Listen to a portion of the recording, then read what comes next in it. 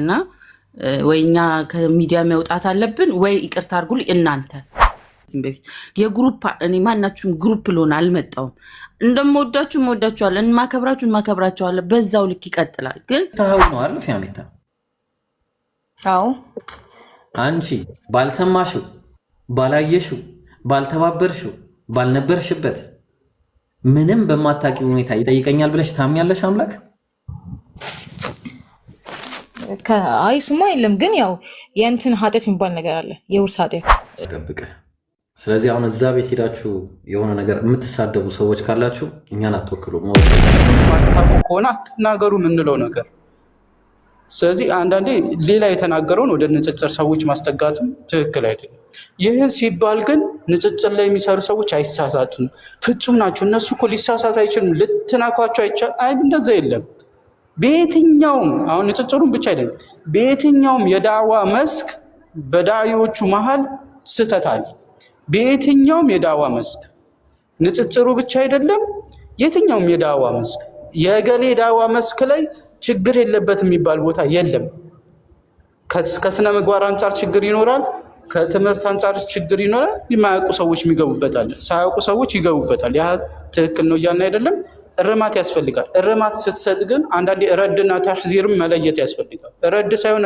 ብዙ ቦታ እየተደረገ ያለው ተሕዚር ነው ስህተትን ማረም ሳይሆን ማስጠንቀቂያ እየተደረገ ነው ስለዚህ ስህተቶቹ ተነቅፈው ቦታ ተሰጥቷቸው ሊወገዝ ይገባል ሌላው ምናልባት ቅድም ኢብሮም ማስጠንቀቂያ ሰጥቷል ይህንን ነገር እንደ ቡድን አድርጋችሁ እታች ላሉ ወንድሞች በተለይ እንደ ቡድን አድርጓችሁ ድብድብ አይነት የግሩፕ አካሄድ እንዳትሄዱ እነሱን የመሳደብ እነሱን የማንቋሸሽ እነሱን ያልሆነ ነገር የመናገር ለኛ ተዋቸው እኛን በቃቸዋለን አይነት የግሩፕ ንግግር እንዳታደርጉት እንደዚህ አይነት ነገር አያስፈልግም እኛ ጋር ወንድሞቻችን ናቸው እነሱን ከነሱ ጋር አብረን መጓዝ እየተራረምን እንሄዳለን ይሄን ያለ በጣም እንትን የምንለው ነገር አይደለም ከነሱ ጋር እየተራረምን እንሄዳለን ማንንም እንዲናገራቸው አንፈልግም እሺ ማንንም እንዲናገራቸው አንፈልግም ይሄንን ከማጥራት አንፃር ይሄ ችግር አለ ይሄ ስህተት አለ መተራረም አለብን ከሚል አንፃር እንጂ እነሱን የማሳነስ እነሱን የመሳደብ እነሱን የማናናቅ እነሱን እንደዚህ ናቸው የማለት ነገር የለም እዛም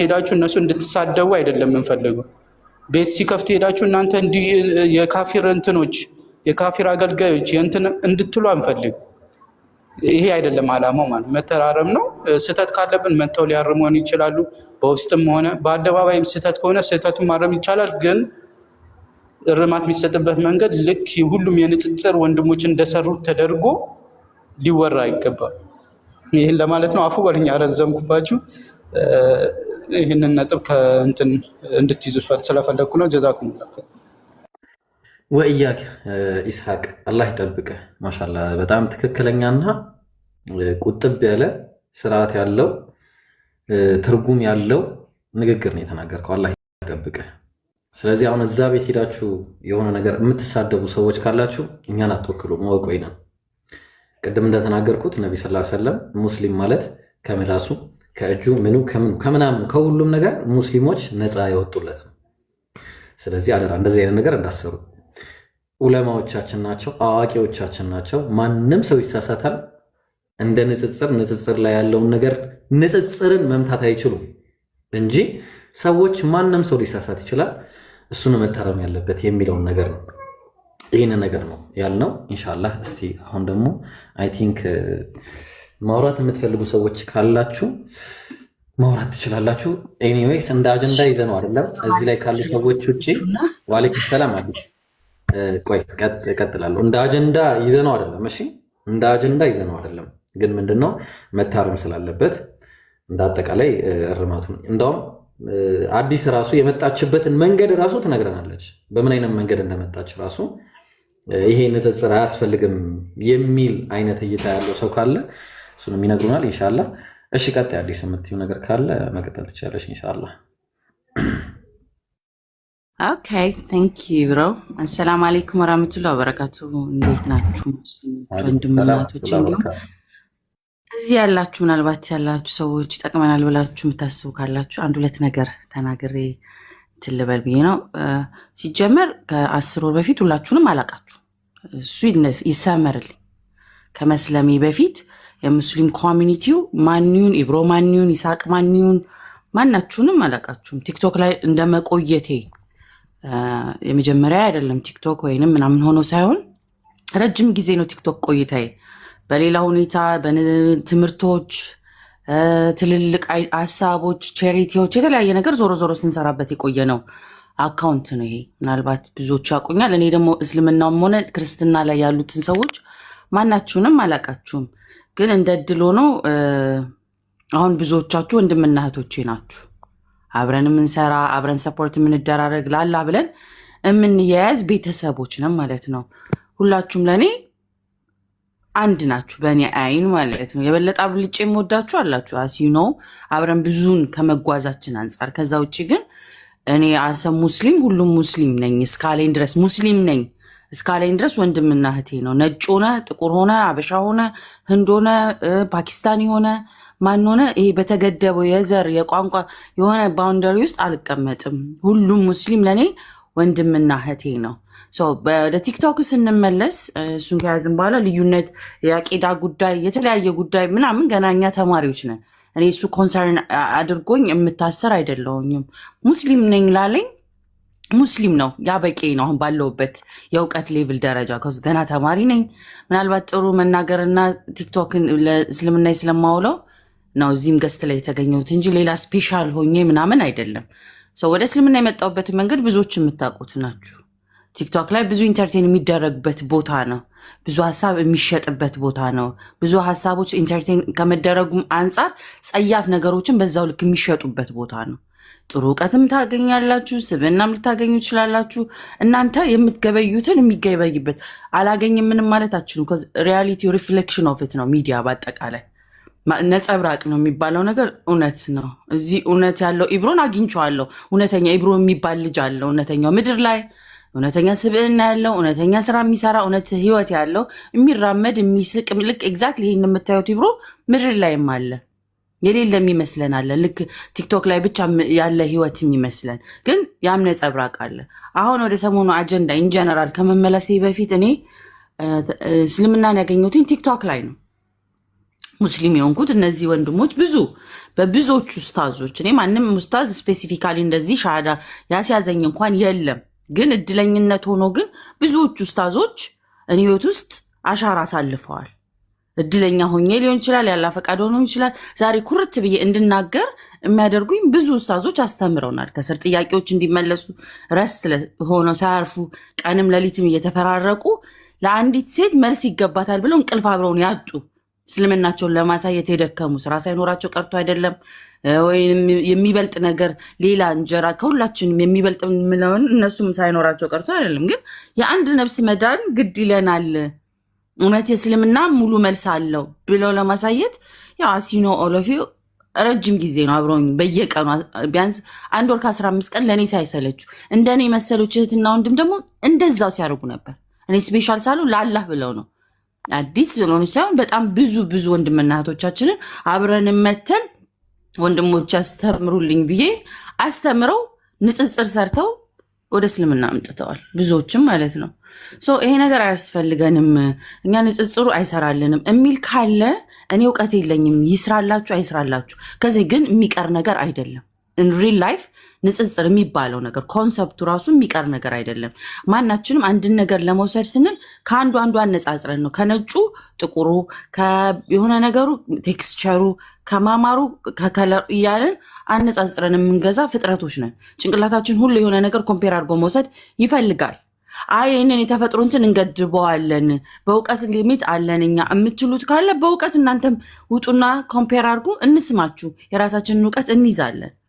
ግን ዓለም ላይ ግን እየተሰራ ነው። ናት ኢትዮጵያዊ ስለሆነን አይደለም ምናምን ሌላዎቹንም ዓለም ላይ ከዚህ እጥፍ ሆነው እየተማማሩበት ነው።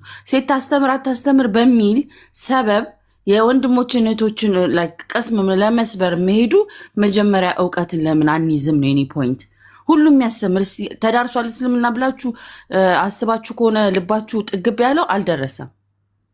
እኔ እንኳን ተምር ያለው ብዬ በእውቀት የማውቀው እኔ እንኳን ቲክቶክ ላይ ቆይቻለሁ ብዬ የማስበው ሴት እኔ ጋር የደረሰው የዛሬ 10 ወር ነው። ጀስት ኢማጂን ጭንቅላታችሁ ውስጥ አስገቡት።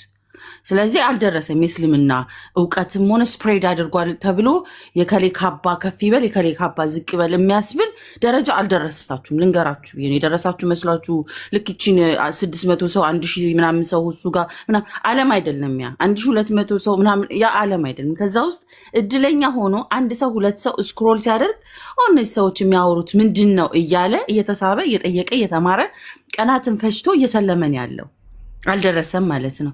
ምድራዊ ነገር እኔ ሄጃቸው ምድም ስፕሬድ ገና ሆኖ አላለቀ።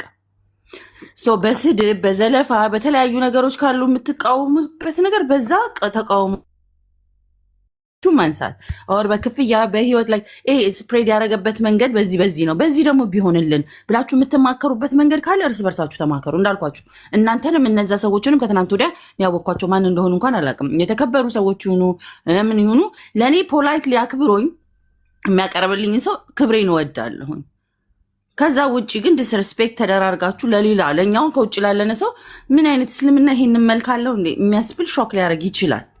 እኔ እንዳጋጣሚ ሆኖ ኡስታዞች ስላሉ ከጎኔ ይሄ ነገር ምንድን ነው ብዬ መጠየቅ እድሉ አግኝቻለሁ። የራሴ የተሰማኝን ዋትስ ጎን ኦን እንደዚህ አይነት ነገር አይቆይ እነሱም ትክክል ናቸው ወንድሞች እንደኛም ደግሞ ያለ ነው እንደዚህ ነው ፕሬዘንት ተብሎ የሚያስረዳኝ ሰዎች ስላገኙ ሌሎች ሰለምቴዎች ግን ያንን ነገር ቢሰሙ ምንድነው የሚሰማን? በቃ ሁሌ መነቅነቅ ሁሌ ድራማቲክ ሁሌ የሆነ ነገር አያስፈልገውም። ለሌላው ቻሌንጅ ዓለም ፈተና ለሌላ ሁሉ እስልምናን ወገረው ገና ብዙ ስላለ ጌት ሬዲ። እናንተ ጠንካራውን በጣም ህጻናት ልጆች በጣም በአይምሮ እየፈቱ ብሎን የሚገጣጥሙ ጂኒየስ የሆኑ ጥያቄዎች የሚያመጡ ልጆች እየመጡ ነው። ማነው ይህን የሚመልስላቸው? ይሄ ስርዓት ምናምን ይሄ ላይክ በጣም ኋላ ቀርነት ነው ነው እንዲህ አይሆንም እገዝታችኋለሁ በዚህ አይ ካንት ስታንድ እንደዚህ አይነት ነገር እኔ ሲጀመር ትችም የመጣሁት ዓለም ስለሆነ በዘገ ማስተሳሰብ ወደኋላ እንመለሳለን ብዬ አስቤ አላቅም። ጀስት ቢ ፋስት ነቃ ደንገጥ ማለት አሪፍ ነው። ኪፕ ፎርዋርድ ቴክኖሎጂውን ሁኔታውን ምናምን እያያችሁ የሚፈጥረውን ነገር ማየት ነው እንጂ ሁሉን ነገር በጥበብ ብታስተምሩን እኛ ሴቶችም ይገባችኋል፣ ይሄ አይገባችሁም፣ እናንተ ወንዶች እንደዚህ ወጣቶች በዚህ ተስተዳደሩ ሁኑ ብትሉን እምቢ የሚላለ ብዬ አላስብም። እኔ ፐርሰናሊ ለአላህ ቃል ለመታዘዝ ነው የመጣሁት እንጂ የግሩፕ ሜንታሊቲ የለኝም። እናንተ ሁላችሁ ተሰብስባችሁ አዲስ ሀሳብ አምጥታችሁ እስልምና ቀረ 2-3 ሆነ ዘርፍ አበጅቷል ብትሉ እናንተ ትቀሩና እኔ አምላኬን እያመለኩ ቀጥላለሁ ብያችኋለሁ ከዚህም በፊት። የግሩፕ እኔ ማናችሁም ግሩፕ ልሆን አልመጣሁም። እንደምወዳችሁ እወዳችኋለሁ፣ እንማከብራችኋለሁ፣ በዛው ልክ ይቀጥላል። ግን በጣም የሚያስደነግጥ ነው። ከዚህ እውቀት አንዳንድ ያለ ቦታው ስፕሬድ ስታደርጉትም ልትጠነቀቁ ይገባል። ያው ቀጥሉበት፣ ኪፕራፕ እናንተም እነሱም ሁሉም የእውቀትን ዳራውን ይቀጥል። ምናልባት እኛ የማይገባን ቦታ ሲሆን ውጡ ሰለምቴዎች እዚህ ጋር ወይ ደግሞ ገና አልደረሳችሁም እኛ እንትን የምንልበት ሚዲያ ነው ይሄንን ምናምን ብላችሁ ትንሽ ሄድስ አፕ ስጡን።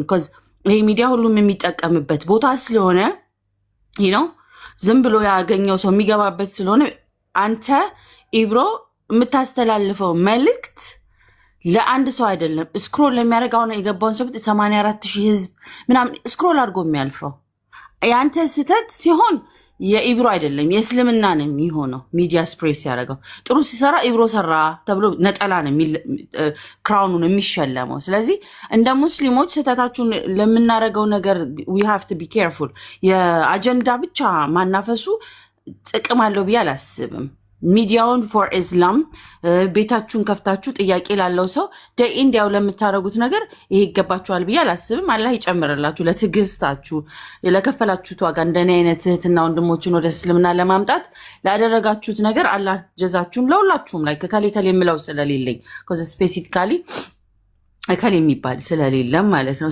አላህ ጀዛችሁን ይክፈላችሁ። እኔ በተነሳው ቁጥር ከሌ እያልኩ ማነሳቸው በጣም ስፔሻል ሰዎች አሉ ሁሌ በህይወቴ እነሱንም ጨምሮ አላህ ይጨምርላቸው፣ በመዝገባቸው ያሳምርላቸው። ዱዓን ማደርግላቸው ቢኮዝ እኔ እድለኛዋ ሴት አላህን እንዳገኝና እንዳውቅ ያደረጋችሁት እናንተ ስለሆናችሁ you have to እንትን ተባባሉ፣ ላይክ ተያያዙ አይደል? በውስጥ ተማከሩ፣ ሚዲያ አጠቃቀም ትሬኒንግ ውሰዱ።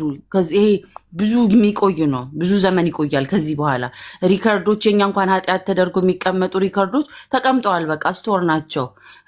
ጥሩም የሰራችሁት ነገር እንደዛው ይመዘገብና ሚዲያ የሚቀመጥ ነው። የዛሬ 10 ዓመት ኢብራሂም ከሚዲያ የሆነ ነገር ሆኖ እንትን ቢል የተጠቀማቸው ነገሮች ኦን ሪከርድ ይቀመጡለታል፣ የሰራው ስራዎች እንዳለ። ስለዚህ አትሊስት ወንድሞች እርስ በርሳችሁ አቡበከር እናንተ ከሆነ የሆነ ነገር ሀሳብ ያመጣበት የሆነም ስለ እስልምና ስለ ዲን ጉዳይ ሲሆን መማከራችሁ ጥሩ ነው ይባላል።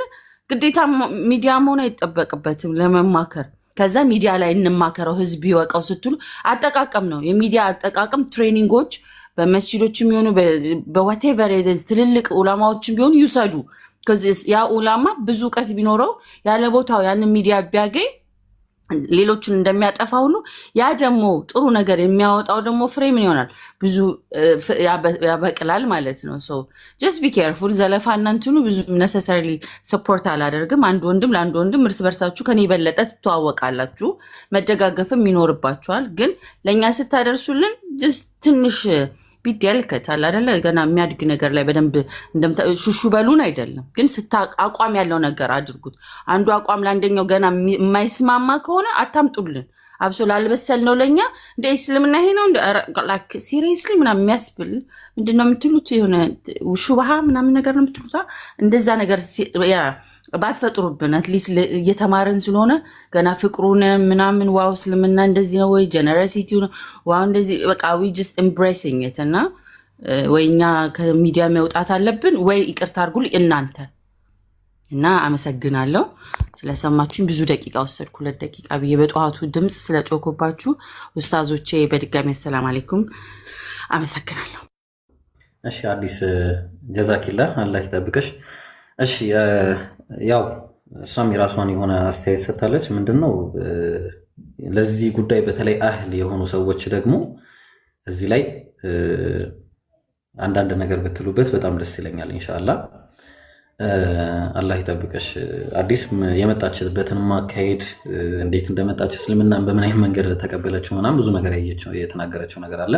ኤኒዌይስ እዚህ ጋር ያላችሁ ሰዎች ሁሉ ቤቱ አዲስ ነው፣ ቤቱን ፎሎ አድርጉ። እዚህ ጋር ያሉ ወንድሞችንም ንጽጽር ላይ የሚሰሩትንም ፎሎ አድርጓቸው። እሺ ሌላኛው ኢንሻአላህ ኔክስት ላይ እስቲ ማን ነው ከዚህ በኋላ ሰው አላስገባም። ኢንሻአላህ ምናልባት እዚህ ላይ ያሉ ሰዎች ይጨርሱና ከዛ ወደ ትምህርታችን እንቀጥላለን። ኦኬ ቀጥሉ። እስቲ ማን ነው የሚቀጥለው? ኒብራስ አንተ ነህ የምትቀጥለው? ሰላም አለይኩም ወበረካቱ።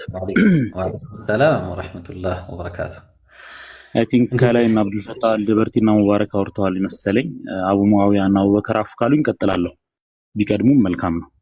ምናልባት አቡ ሙአዊያ ቢቀድም ደስ ይለኛል። እኔ ለምን ምናልባት ለዛም ያልኩት አብሽር አብሽር ችግር ያለበት አጋጣሚ ኢንሻአላህ።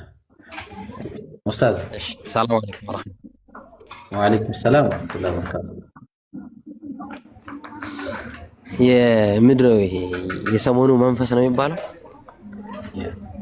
የሰሞኑ መንፈስ ያው አላህ አላቃቸው ሁላችሁንም ያው አላህ አላቀን።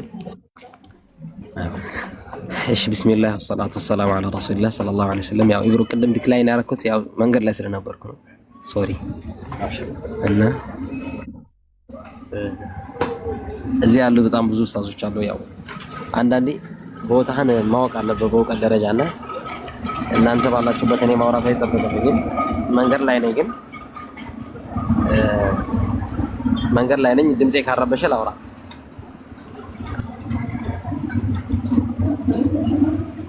ባረከላሁ ፊክ። አሁን እያየሁት ያለሁት ነገር ታውቃላችሁ?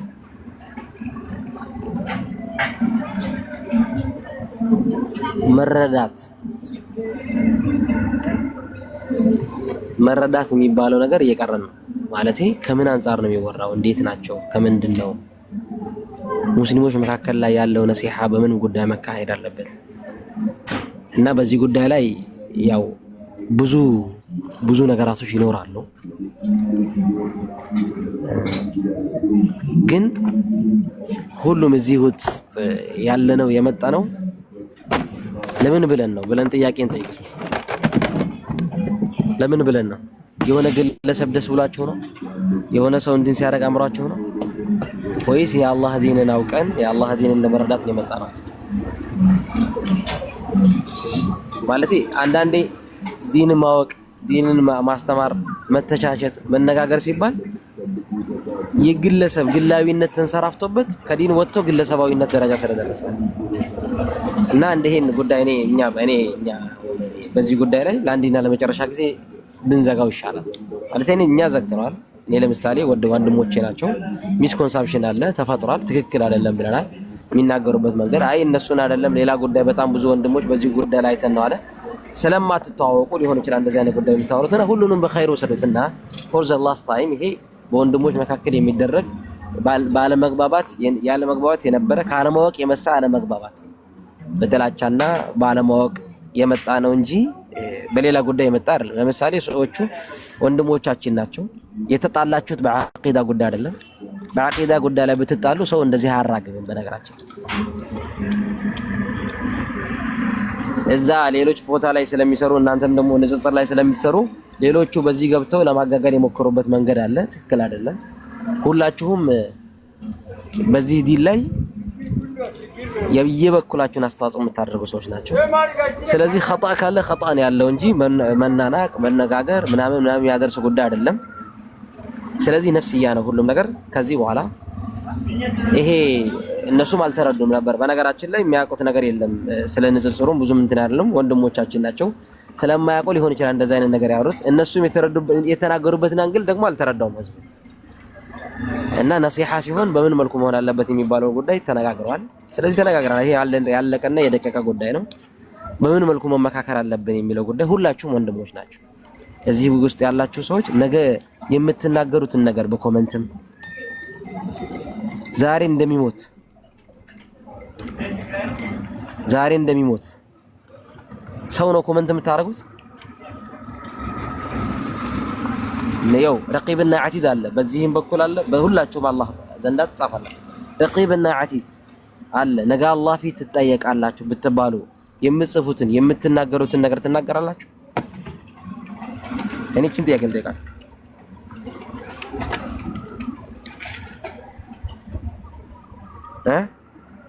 አዎ የምንናገረው ነገር አላህ ፊት ሐቅ ነው ትክክል ነው ካላችሁ መልካም ባረከላሁ ፊክ። ካልሆነ ግን ትክክል አይደለም። በወንድሞቻችን መካከል ላይ የሚፈጠሩ ነገራቶች ሱልህ በሆነ መልኩ እንኳን ይሄን እኮ የገደለን አካል አላህ ምን እንደሚል ታውቃላችሁ? እና አላህ ምንድን ነው ቢለው የገደለን አካል እኮ ትልቅ አካል ነው አይደል? ኢብራሂም ወንድምን የገደለ አካል እኮ ከዚህ በላይ በጣም አደጋ የለም አይደል?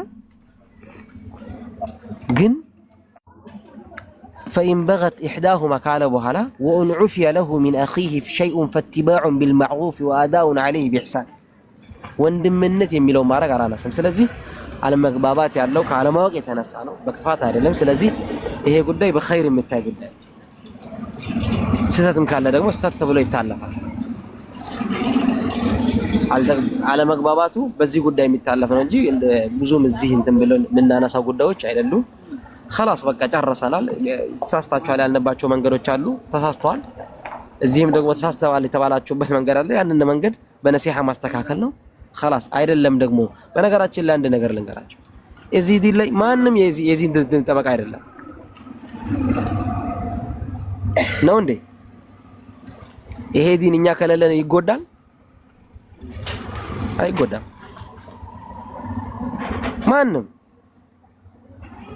ማንም አይጎዳም። ማንም አላህን አይጠቅም። ኢነላህ ገኒዩን ዐኒል ዓለሚን። ከእያንዳንዳችሁ ሁላችሁም አላህ የተብቃቃ ነው።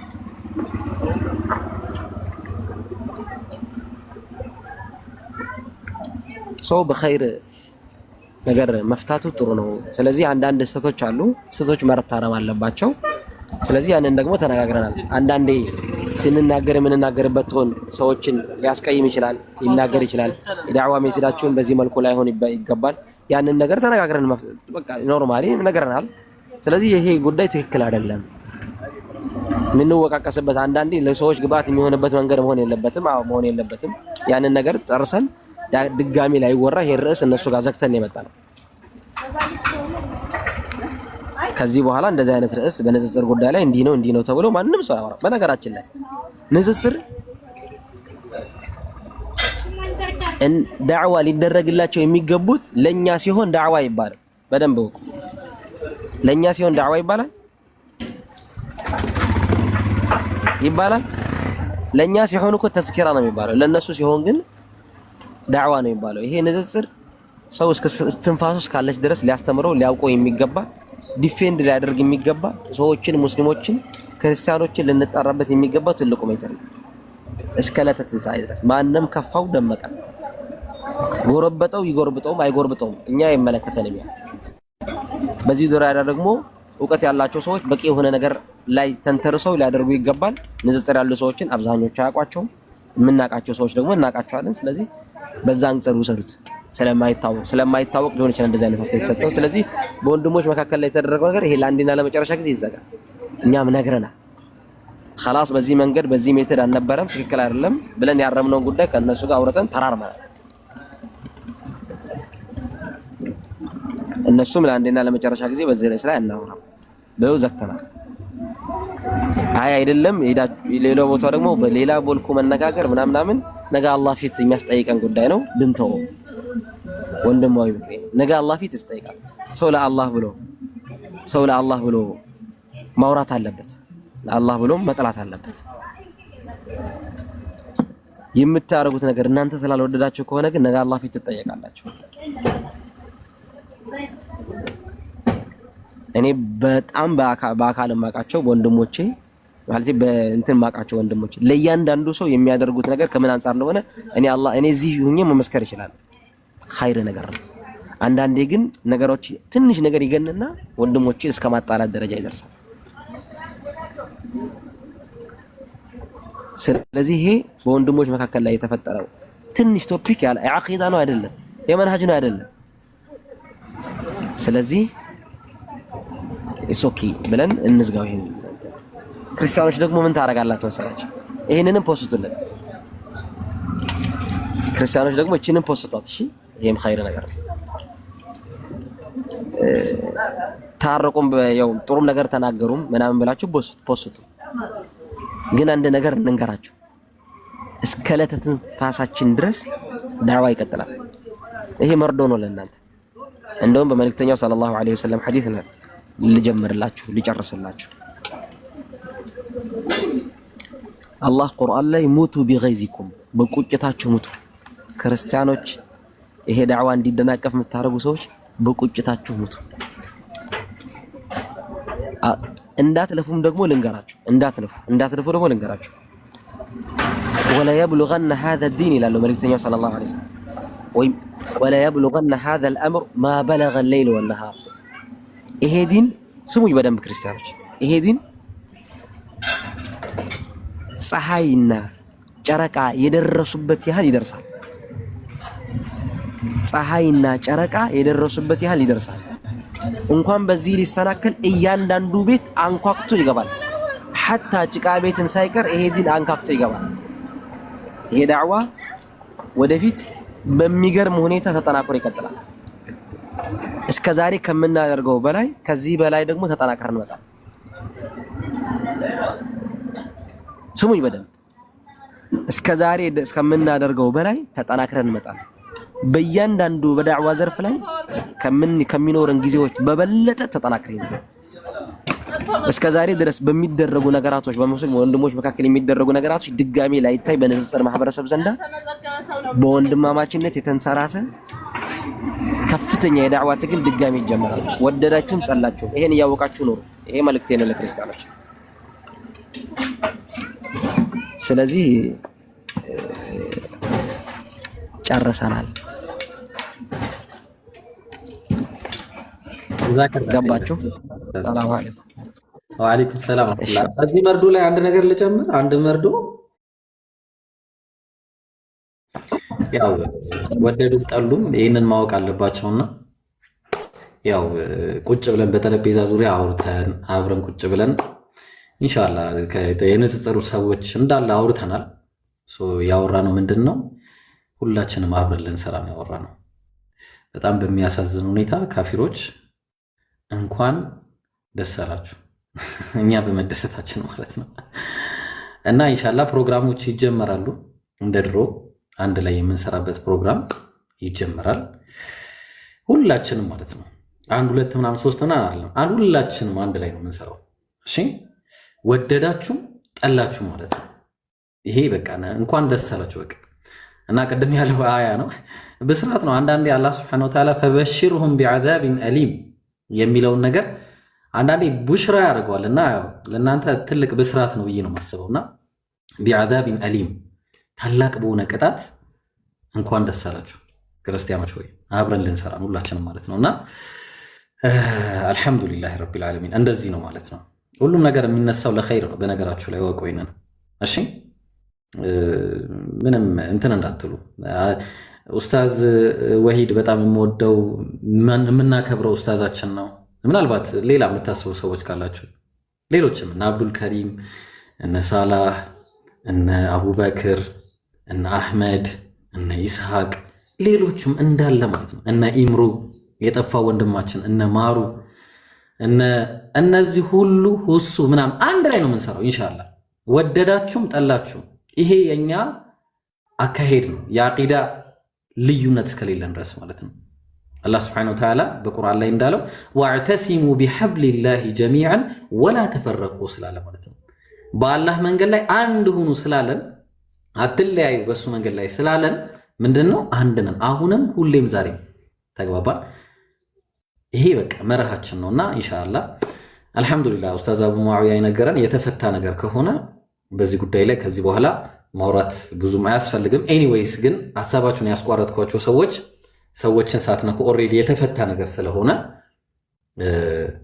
ሌላ ያው አካሄዱ ምን መሆን እንዳለበት ብቻ ማውራት ካለባችሁ ታውራላችሁ። ኢንሻአላህ ቤቱ አዲስ ነው ፎሎ አድርጉ። ከዚህ በኋላ በዚህ አካውንት ነው ልገባ የምችለው የምታገኙኝም በዚህ አካውንት ነው። እዚህ ጋር ገራሚ ኡስታዞች አሉ። እነዚህን ኡስታዞች ሁላቸውንም ፎሎ ታደርጋላችሁ ማለት ነው። ኢንሻአላህ ቀጥሉ። ኒብራስ ኢንሻአላህ ስላቋረጥኩ ይቅርታ ቀጥል ኢንሻአላህ። አብሽር ሐቢቢ ችግር የለውም። ደስ የሚለው ምንም ከማውራታችን በፊት ወይ ደግሞ እዚህ ጋር የተሰበሰብነውም ፐርሰናል ኢሹ ኖሮን ወይ ደግሞ የግል አጀንዳችን የግል ሐሳባችንን ለማርቀቅ አይደለም የመጣ ነውና አቡኪ ግን አፉ በላይኛ አላ አቡበከር ኢብኑ ቃፍ ከኔ ኋላ ነው የመጣው። ችግር የለውም። ሰላም አለይኩም ወራህመቱላሂ ወበረካቱ። ይፍራስ አለይኩም ሰላም ወራህመቱላሂ ወበረካቱ። እንትን አደረከው እኮ አላ አንዳንድ ሰው ይገባና ልለፋ እንደሚለው አረከው ከገባህ በኋላ ያለኝ ቀጥላል። እሺ ከዛ በኋላ እና አልጀበር ተቀጥሉ ኢንሻአላህ እና አልጀበር ቲም ስላሉ እነሱንም አፉታ ጠይቆ ነው ከገባም አቡኪን ጋር ነው ተው ሲጀመር ኢንሻአላህ ቤቱ ነው ሲጀመር ቀጥል። መርሐባ እሺ ኤኒሃው በመጀመሪያ ደረጃ ኡስታዝ አቡ ሙአዊያ መጨረሻ ላይ የተናገረው የብስራት ዜና በጣም ልባችን ተሰብሮ የነበረውን አኩርፈንበት አንዳንዶቹ ላይ ቀልባችን ተሰብሮ የነበረውን ጠግኖናል ብዬ አስባለሁኝ። እዚህ ጋር ያለን 600 ምናምን ሰዎች አለን ብዬ ነውና አልহামዱሊላህ ረቢል ዓለሚን። ከሁሉም በፊት የሆነ ነገር ሲፈጠር በነገራችን ላይ ኸይር እንዳለው መገመቱ ጥሩ ነው። ምክንያቱም ተበታትነን ሁሉም በየጎራው ሁሉም በየራሱ አመለካከት ሄዶ የነበረበትን ነገር ወደ አንድ አቅጣጫ አላህ Subhanahu Wa Ta'ala ሊሰበስበን ፈለገና በመሐከላችን የሆነች ሐሳብ ልዩነት እንድትፈጠር አደረገች። ያኔ ሐሳብ ልዩነቶች አላህ Subhanahu Wa Ta'ala በቁርአን ላይ በምን አይነት መልኩ መፍታት እንዳለባቸው ነግሮናል። فإن تنازعتم في شيء فردوه إلى الله والرسول ወደ ቁርአንና ወደ ሐዲስ አምጡት ሲባል ቁርአንና ሐዲስ ውስጥ እኛ የምንታረቅበት ነገር እንጂ የምንጋጭበት ነገር ጥቂት ስለሆነ ማለት ነው። ያሐሰሱም ፐርሰፕሽን ይሄ ዝም ብሎ የራሳችን ኢንቴንሽን የነፍስያ ጉዳይ ወር ሐቅን ያለ መቀበል አንዳንድ ነገራቶችን ከራሳችን የመግፋት ሁኔታ ሆኖብን እንጂ ቁርአንና ሐዲስ ላይ ተንተርሰን አንድነታችን ላይ መስራት ብንችል ከዛም በላይ መሄድ እንችላለን። ለምንድን ነው ሰሞኑን እኮ በሙስሊም ወንድሞቻችን በእህቶቻችን ቤት የሚደረጉ የሐሳብ ማስታረቅ አንድነታችንን የመፍጠር የሚደረጉ ንግግሮች እኮ ካፊር ቤት የሪከርድ ግብአት ሆነዋል። አንዳንድ ሰዎች እኮ ከዜሮ ተነስተው አካውንታቸው ፈምሷል። እንዴ ነገር ሊተጣሉ እንደ ሰሜኑ ጦርነት ያርዝምልን እንደ እስራኤልና ኢራን ያድርግልን የሚጻፉ ኮሜንቶች ሁላ በጣም የሚገራርሙ ነበሩና አላህ Subhanahu Wa Ta'ala እዚህ ጋር ይሄንን ነገር በመፍጠሩ አንድነታችንን እንዲኖረን ዘንግተን ወደ ነበረው በፊት እንግዲህ ዩኒቲ ኢዝ ፓወር እንደሚባለው ሁሉም ንጽጽር ላይ የሚሰሩ ሰዎች ኡስታዝ ወሂድ ከተቀመጠ ሌሎቹ ሁሉም ቁጭ ይላሉ። ተራ በተራ ሲነገር የሆነ እንዲህ ነው ግርማ ሞገስ አለው። አሁን ሁሉም በየፊናው ተበታተነና አትበታተኑ አትለያዩ እየተባባልን እየተነገረን አላህ Subhanahu Wa Ta'ala እየነገረን ፈተፍሸሉ ፈተዝሐቡ ረይኩም እንደተባል ነው ማለት ነው። እና እያንዳንዱ ነገር ወደ ቁርአንና ወደ ሐዲስ እናምጣ። የሐሳብ ልዩነቶች ሲመጡ ወደ ቁርአንና ወደ ሐዲስ አምጥተን ሐሳባችንን ማስተካከል፣ የተፈጠሩ ችግሮችም ካሉ በዛ መልኩ መፍታት። ሌላው አንድ መጠየቅ የምፈልገው ነገር ምንድነው ይብሮ እዚህ ጋር የመጣነው ሁላችንም አይ ቲንክ መታወቅም ፈልገን አይመስለኝም። ማወቅና መታወቅ የተለያዩ ነገራቶች ስለሆኑ አላህ Subhanahu Wa Ta'ala ዘንድ እጅግ በጣም ኸይርን ነገር ፈልገን ከሆነ አውቀን ለሰዎች አሳውቀን ነው መሄድ ያለብን እንጂ ታውቀን አይደለም። ምክንያቱም እያንዳንዱን በምንሰራቸው ስራ ላይ በንያችን ስለምንመነዳ ኢነመል አዕማሉ ቢንኒያት ሲባል እዚህ ጋር ያለሁት እኔ ሰው ነውቅና የሰው ላይክ የሰው ጭብጨባ የሰው ለኔ ሙገሳ የሚያደርግልኝ ነገር ፈልጌ ከሆነ ሙገሳዬን ይዤ እዚሁ ነው የምቀረው አላህ ፊት ስለሌለኝ። በቃ አንተ የፈለግከው የሰው ጭብጨባ ነው፣ ጭብጨባህን አግኝተሃል ከኔ ምንም የለህም መባልን እንፍራ ነው አንድ እሱ።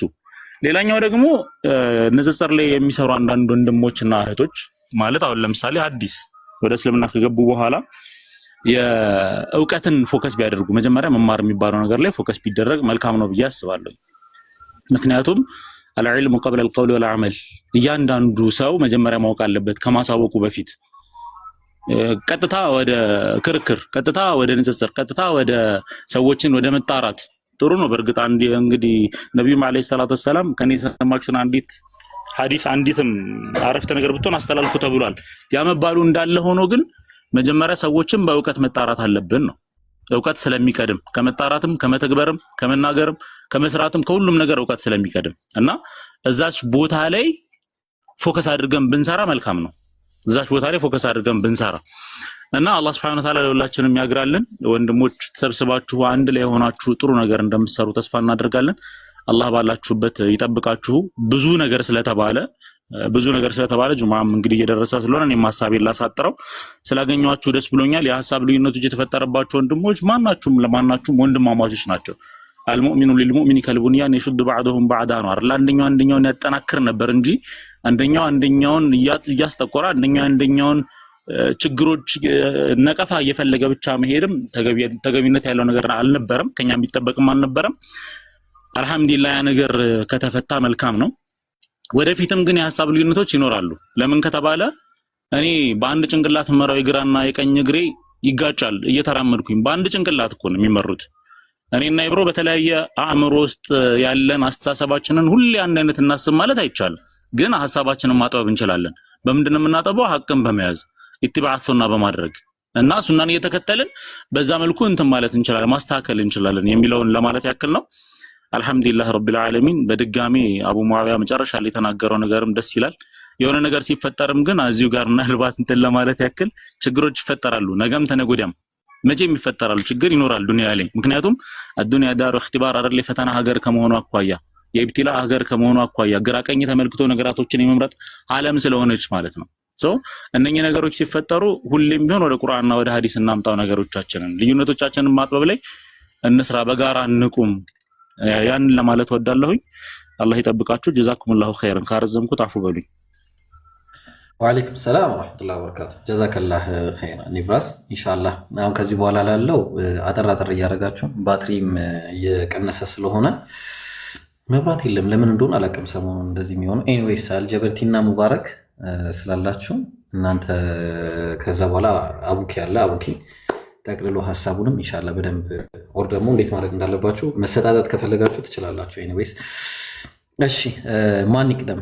ማን ነው ከአልጀበርቲና ከሙባረክ የቀደመው? ርዕሱ ኦልሬዲ ተዘግቷል። እሺ ኡስታዝ አቡ ሙአዊያ አላህ ይጠብቀ፣ አላህ ይጠብቀ። ጀዛከላህ ኸይር፣ ጀዛከላህ ኸይር። እሺ አላችሁ አልጀበርቲ? እሺ ከአልጀበርቲ በቃ ስሙን አስሬ ስለጠራው ኦኬ። መንገድ ላይ ሰላም አላህ በረካቱ። እንዴት ናችሁ? አልሐምዱሊላህ ደህና ነን።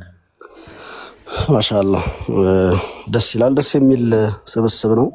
ሁላችሁም የተነሳው ሐሳብም ቆንጆ ሐሳቦች ተነስተዋል። የመጀመሪያው ነገር እንዳጠቃላይ ማለት ነው፣ እንዳጠቃላይ የሰዎች ምላስ አላህ ልጅ አለው ረሱላችን አለይሂ ሰላቱ ወሰላም ደግሞ እብድ ነው ከማለት አልተወገደም የሰው ልጅ ምላስ ማለት ነው። ወደኛ ተራ ወደሆኑ ሰዎች ሲመጣ ደግሞ ያን ያክል የሚገርም እና የሚያስደነብርም ነገር አይደለም። እውነት ለኢኽላስ የምንሰራ ከሆነ ማለት ነው። በኢኽላስ ነገራቶችን ለአላህ ብለን የምንሰራ ከሆነ ለምን ዒባዳ ቅቡልነት እንዲኖረው ኢኽላስ የመጀመሪያውና ዋነኛው መስፈርት ከመሆኑ ጋራ ማለት ነው። ስለዚህ ለኢኽላስ የሚሰራ የትኛውም ሰው የሆኑ ሰዎች የተባሉትም ሰዎችም ሆነ እነሱ ወንድሞች ናቸው። ምንም ቢሉ ያው በወንድማማችነት በዛው ዲኑ ባስቀመጠው መስፈርት መሰረት የሚፈታ ነገር ነው። ከዛ ውጭ ግን የትኛውም ሰው በመላሱ እኛን ሊሸነቁጥ ወይ ደግሞ የሆነ ነገር ካለንበት አላማ ካለንበት እንኳን ይሄን የመሰለ የዲን አጅር የሚገኝበት ነገር ይቀርና ዱንያዊ በሆኑ በሚያስገኙ ጥቅም በሚያስገኙ ነገራቶች ላይ እንኳን ሰው ሰግጦ ብዙ ነገር እየሰራ ነውና አላኩል ያህል ኢኽላሳችንን ማስተካከል ያስፈልጋል። በኢኽላስ እስከሰራን ለዲን የሚጠቅም ነገር እያደረግን ነው ብለን እስካሰብን ድረስ ማለት ነው። ከዛ ውጭ የሰዎችን ምላስ ፈርቶም ከዚህ በኋላ ተዋለው ከዚህ በኋላ ወደ ኋላ ላለሁ ምናምን የሚባለውም ነገር ልክም አይደለም። አንዳንድ ወንድሞች ላይ ስላየሁ ማለት ነው በቃ ለቀን እንጠፋለን ብለው የጠፉም ሰዎች አሉ በዚሁ የተነሳ ማለት ነው። ያ ቢሆንማ ይሄ ሪሳላው እንደተጀመረ ረሱል አለይሂ ሰላቱ ወሰላም ይህንን መልእክት ይዘው እንደመጡ ከአቡ ለሀብ በላይ እየለፋ የለም። እሳቸው ጋር እየዞረ ይሄ እኮ የወንድሜ ልጅ ነው እብድ ነው እኔ እኮ አጎቱ ነኝ እኔን አታምኑኝም እንዴ እያለ እየዞረ ዳዕዋቸውን ለማጨናገፍ በጣም ብዙ ለፍቷል። በጣም ብዙ ማለት ነው። ግን ያው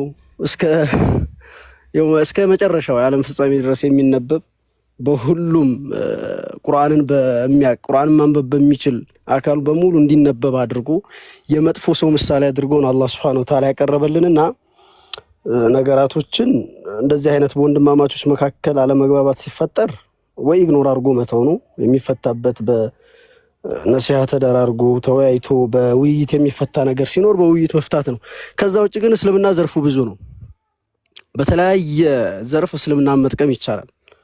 እንደ የመጨረሻው እስልምናን መጥቀም የሚቻለው በማታውቀውና ባልገባህ ነገር ምላስን ሰብስቦ በመቀመጥም ይመስለኛልና አላኩል ሐል አፉ በሉ ካስረዘምኩባችሁ። እኔ እንኳን የንጽጽር ምናምን ሰው አይደለሁም። ያው እናንተ ጋር መሆን ስለምወድ ነው ነገራቶች ላይ ትንሽ አስተያየት ለመስጠት ያክል ነው። ጀዛኩሙላሁ ኸይር። ጀበርቲ አላህ ይጠብቅህ። ጀዛከላሁ ኸይር አንተም።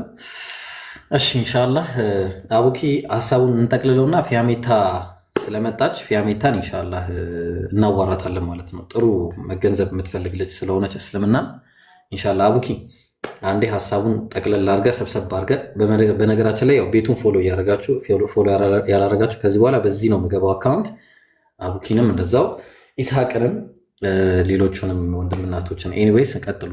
አቡኪ ሰላም አለይኩም ወራህመቱላሂ ወበረካቱ። ወአለይኩም ሰላም ወራህመቱላሂ ወበረካቱ። ያው ኢንሻአላህ እንደተባለው አዲስ አካውንት ነው ፎሎ አድርጉና ፎሎ የምታደርጉት ለትምህርቱ ነው ሌላ ነገር አይደለምና እኔ ሁለት ነገር ብቻ ነው ማንሳት የምፈልገው። አንደኛው አንድ ፕሮፌሰር አስተማሪዎች ሰብስቦ ፕሮፌሰር ነው አስተማሪዎችን ሰብስቦ ትምህርት ሊያስተምራቸው ነው። በጣም ትልቅ ስልጠና ሊሰጣቸው በጣም ከብዙ ከተማ ከብዙ ሀገር የተውጣጡ ትላልቅ ምሁራንን ይሰበስባቸዋል። እነዚህ ምሁራንን ሰብስቦ አንድ ክፍል አስገብቶ ትምህርት ሊሰጣቸው ነው። እና ምን አይነት ትምህርት ነው የሚሰጠን ብለው እነዚህ ጓግተው እዛ ቦታ ቁጭ ብለዋል። ፊት ለፊታቸው ፊኛ በጣም ይመለከታሉ፣ ብዙ ፊኛዎች ማለት ነው። ሰውዬ ዛሬ ሊቀልድብን ነው እንዲህ ፊኛ ይዞ የመጣው እኛ ጋር ምን የህፃናት መጫወቻ ላይ ያደረገን ነው እንዲህ ብለው በራሳቸውን አእምሯቸውን ይጠይቃሉ። ሰው ፕሮፌሰሩ ገባ። ዛሬ የምትመለከቱት ይሄ ፊኛ ሁላችሁም አንዳንድ ይሰጣችኋል። ሁላችሁም ይህንን ፊኛ ተነፋላችሁ። እምሰጣችሁ ጊዜ አለ። በዛ ጊዜ ላይ ካልነፋችሁ you will be out አላቸው። ትወጣላችሁ ከዚህ ከፕሮግራሙ። ኦኬ። በዛ ሂደት ጊዜ ሰጣቸው። ግማሾቹ ነፉ፣ ግማሾቹ አልነፉ። ነፍተው የቋጠሩ ሰዎችን ስማቸውን እንዲጽፉ አደረገ፣ እንዲያስቀምጡ አደረጋቸው። መንፋት ያልቻሉ ሰዎችን ደግሞ ሂዱጡ ብሎ አስወጣቸው ማለት ነው። ትልቁ ትምህርት ከዚህ በኋላ ነው የሚመጣው። ከዛ አሁንም ይሄን ያህል ሰከንድ ይሄን ያህል ደቂቃ ሰጣችኋለሁ። እያንዳንዳችሁ ካላችሁበት ቦታ ተነስታችሁ የራሳችሁን ስም የተጻፈበትን ፊኛ ሄዳችሁ ሰዱ አላቸው። ሁሉም ተሯሯጡ፣ ተንጋጉ፣ ሄደው ሊወስዱ ቢሉ በተሰጠው ደቂቃ ማንም ፊኛውን ማግኘት አልቻለም፣ የራሱን ማለት ነው። ሁሉም ይሁን ነገር ያነሳል፣ የኔ አይደለም ይጥለዋል። ይሁን ነገር ያነሳል፣ የኔ አይደለም ይጥለዋል። ይሁን ነገር ያነሳል፣ የኔ አይደለም ይጥለዋል። ኦኬ አሁንም አንዴ ተመለሱ አላቸው። አሁን ሁለተኛ እድል እሰጣችኋለሁ። አሁን የምታረጉት ግን የራሳችሁን ስም ከማንሳት በፊት በደንብ አስተውሉ። የራሳችሁን ስም ከማንሳት በፊት የምታነሱትን ፊኛ አይታችሁ ይሄ ማን ነው ብላችሁ ኦኬ የእንትና ነው ስለዚህ ለሱ ትሰጣላችሁ። ሁሉም አንድ ያነሳል፣ ካነሳ በኋላ ይቀባበላል አላቸው። በአጭር ደቂቃ ጨረሱት። ይህን ታሪካውን ለምንድን ነው አቡበከር የሚነግረን ካላችሁ ማንኛውም ሙስሊም በምድር ህይወቱ ላይ የራሱን ስም ከፍ ለማድረግ የራሱን ስም ለማንሳት ሲንቀሳቀስ እንደዛ ነው የሚሆን። ተመለከታችሁ አይደለ? እኔ አቡበከር ከኢብራሂም ጋር ይህንን ውድድር ብገባ አቡበከር የሚለውን ስም ፍላጎት ሲሄድ ስሜን አላገኝም። አስተውሉ፣ ስሜንም አላገኝም። እሱም ኢብራሂምም ስም እንዳያገኝ የራሱን ስም እንዳያገኝ አረጋዋል። መጀመሪያ ግን ስቴፑን ጠብቄ ኦኬ ልክ አንድ ፊኛ ሳነሳ ይስሐቅ ይላል። ስለዚህ አልጥለውም። ለምን እጥለዋለሁ? ይስሐቅን አንካ እለዋለሁ። ይስሐቅ ደግሞ ኢብራሂምን ያነሳው፣ ኢብራሂም እንካ። ኢብራሂም ደግሞ እኔን ያነሳው አቡበከር እንካ ይላል ማለት ነው። ስለዚህ ይሄንን መሰረት ያደረገ እንቅስቃሴ ብቻ እናድርግ ሁላችንም። ራሱ አላህ ሰካ ያደርጋል። ሌላው ይሄ ጭንቀት ምናምን እንደዚህ ሆነ እንደዚህ ተባለ ምናምን በዛ ጉዳይ ማውራትም አልፈልግም። ያው የኛ እንትናችንም አይደለም ማለት ነው። ይሄ የኛ ነጥብም አይደለም በመሰረቱ ማለት ነው። ሁለተኛው ከማ يقول الشيخ عبد الرزاق حفظه الله من فقه العبد أن يعلم نزغات الشيطان أن تأتي የአንድ ባሪያ ጮሌነቱ አራዳነቱ አስተውሉ። የአንድ ባሪያ አራዳነቱ የሸይጣን ውስወሳ ቤት በኩል ነው ይመጣው የሚለውን ማወቅ አለበት። ሁሌ ሸይጣን በሴት በኩል አይመጣም፣ በዱንያ በኩል አይመጣም። እንዴት ነው ይመጣው? እንዴት ነው የምታስበው? መስጂድ ላይ ቁጭ የሚልን ሰው በቤተ ክርስቲያን በኩል አድርጎ አይመጣለትም። እዛው መስጂድ ላይ ነው ይመጣለት ሸይጣን። ስለዚህ من فقه العبد أن يعلم نزغات الشيطان أن تأتي ቤት በኩል ነው የሸይጣን እንትን ይመጣልኝ የሚለው ማወቅ አለበት። በልጅህ በኩል በምትወደው ልጅህ በምትወዳት ልጅህ ሊመጣ ይችላል። በዚህ በዳዕዋ ሊመጣብህ ይችላል። ዳዕዋው ለአንተ ሸይጣን ሊሆንብህ ይችላል። ሶ ያንን ማወቅ ያስፈልጋል። እኔ ያየው ነበረ ኡስታዝ አቡ ማውያ ይኖራልና እንደውም በቃ ይሄን ቲክቶክ ለቀን ነው የምንወጣው እና የሚል ነገር አይቼ ነበር። እኔ በዚህ ላይ ያለኝ ሐሳብ ጠንከር ያለ ነው። እዚህ ላይ ያለ ሰው 647 ሰዎች በሙሉ ቲክቶካችንን ዘግተን ብንወጣ አላህ የራሱ ሰዎች አሉ። ዶንት ኬር፣ አትጨነቁ። አላህ የራሱ ሰዎች አሉት። እኛ ወይ የአላህ ወታደር እንሆናለን ወይ ደግሞ አላህ ሌላ ወታደር ያመጣል። ትሄዳለህ፣ ምንም አታመጣ። አሁን እዚህ ጋር አቡበከር እንደዚህ ፎሎ እንደዚህ ሰራው የለም። እንደዛ ከሰራ ትሰራለህ፣ ካሌለ ሂድ። አላህ የራሱ ወታደሮች አለ። ከዛሬ 100 ዓመት በፊት ብንሄድ እኮ ይሄ ቲክቶክ የሚባለው ነገር የለም። ግን በደንብ ሲሰራ ነበር። እነ ኡስታዝ አቡ ሃይደር ሲሰሩ ነበር። መቶ ስል ትንሽ ከዛ ዝቅ አድርጉትና ማለት ነው። እነ መሐመድ ከድር ሲሰሩ ነበር። እነ ቀመር ሁሴን ሲሰሩ ነበር። ወገይሪ እነ ዶክተር ዛኪር ነበሩ፣ ሼህ አህመድ ዲዳት፣ በጣም ሌላ እውቅ ነገር ማለት ነው። ከዛሬ ትንሽ ደግሞ 40 ምናምን ዓመት ደግሞ 40 እንቀንሳትና 20 ምናምን ዓመት ደግሞ ብትሄድ ያኔ ማንም የለም ሰው ቲክቶክ የለ ምናምን በፓልቶክ ነው የተወሰኑ ሰዎች ነው ያሉት። 20 ምናምን ኦልሞስት ምናምን ዓመት ላይ ፓልቶክ ብትሄድ የተወሰኑ ሰዎች ናቸው። እነ አቡ ሃይደር፣ እነ ኡስታዝ መሐመድ ከድር ኢሳ፣ እነ ኡስታዝ ወሂድ እንደዚህ። ከዛ አሁን ቲክቶክ ላይ ስመጣ ከዛ ደግሞ ወደፊት ደግሞ መቼስ ሁሌ እኮ እንደዚህ አንቀጥልም አይደለ? ለምሳሌ አሁን እዚህ ላይ ቲክቶክ የምትመለከቷቸው ከ30 ዓመት በኋላ ወይ ከ40 ዓመት በኋላ ብመጡ የሉም ቲክቶክ ላይ ካሉ አስደናቂ ነገር ነው። እኔ ይደነቃለሁ በመሰረቱ ማለት ነው። ወላሂ ይደነቃለሁ። ምናልባት ልጆቹ ምናምን ልጅ የሆኑ በጣም ልታገኟቸው፣ ሌሎቹ የሉም። ስለዚህ ወላ እና በራችን ለዲኑና ለዲኑ ይሆናል። ከሰራ ይሰራል፣ ካልሰራ خلاص። ስለዚህ ከዛ አንፃር ተመልከቱት ነው። ወይኔ ወጣች ልጅቷ፣ ለልጅቷ ፈጥነዋለሁ ብዬ እኔ ይሄንን ነው ማለት ፈልግ። አላህ ሁላችንም የምንጠቀም ቦታ ለምን ፀሐይ ይሆናል፣ ሌላ ቦታ ለምን ነው ድርብ የሚሆነው? እነዚህ ሁሉ ጥያቄ ውስጥ የሚገቡ ነገሮች ናቸው። ስለዚህ አላህ ለዚህ መልስ አለው። ምንድነው መልሱ? አላህ በሱረቱል ሙልክ ምዕራፍ 67 ቁጥር 2 ላይ አለዚ ኸለቀል መውተ ወልሐያት ያ ሞትንና ህይወትን የፈጠረ ለምን ሊየብሉወኩም አዩኩም አሕሰኑ ዐመላ የትኞቻችሁ መልካም ሰሪዎች እንደሆናችሁ ሊሞክራችሁ ሊፈትናችሁ ማለት ፈተና ነው። ተግባባን። ስለዚህ ፈተናው ምንድነው ከተባለ ሁሉም ሰው ሀብታም ከሆነ ችግር ሊፈጠር ነው። ማንም ለማንም ምጽዋት አይሰጥም። ስለዚህ በምን መልካም ይጻፍልሻል? ጀነት በምን ትገቢያለሽ? መልካምነትሽ በምን ይታወቃል? ተግባባን። ስለዚህ ያ ነገር መጀመሪያ ሊታወቅ ደግሞ ምን ያስፈልጋል? አንደኛው ድሃ መሆን አለበት፣ ሌላኛው ሀብታም መሆን አለበት። ተግባባን። አንደኛው አይኑ እውር ከሆነ አይን ከሌለው አንደኛው አይን የሌለው አይን ያለው ሰውዬ አይን የሌለውን የሚወስደው ከሆነ የሚረዳው ከሆነ ያ ሰውዬ በዛ በመርዳቱ ምክንያት አላህ ምን ያደርገዋል? ትልቅ ደረጃ ይደርሳል። ግን ይሄ አይን የሌለው ሰውዬ ደግሞ አይን ካለው ጋር እኩል የሆነ እንትን የላቸውም። ምክንያቱም አይን ያለው ሰው ብዙ ነገር ያያል። ወንጀሉም እንደዛ ነው ሊሆን የሚችለው። ተግባባል። አይን የሌለው ግን ሊያይ አይችልም።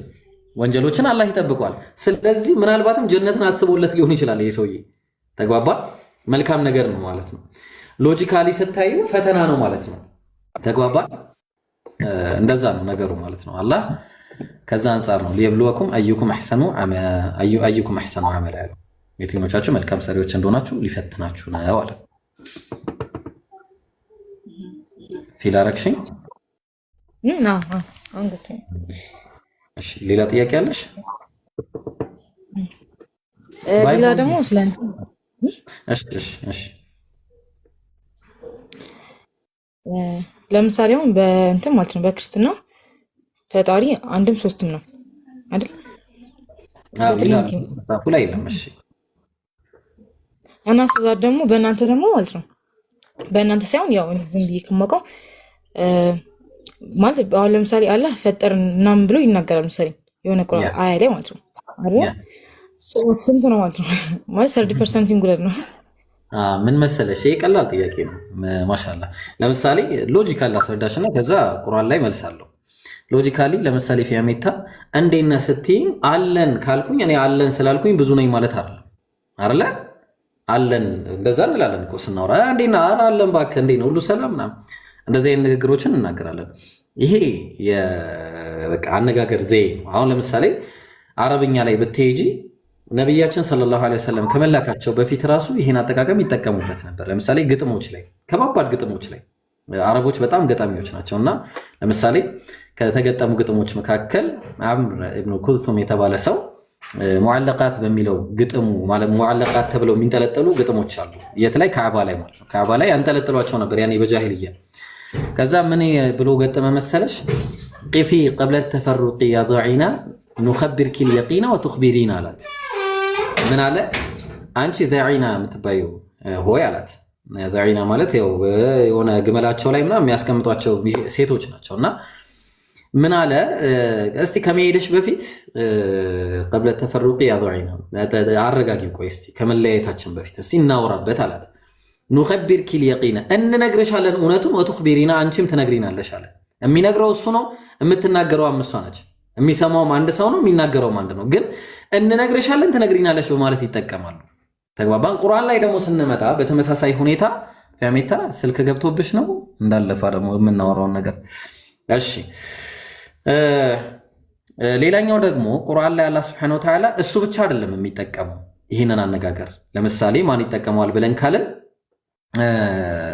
ነቢዩላህ ወደዛ ስትሄጂ ላይ ሰማ ይችላል። ስልክ እያስቸገረሽ ነው ወይስ ልቀጥል? ፊያሜታ አለሽ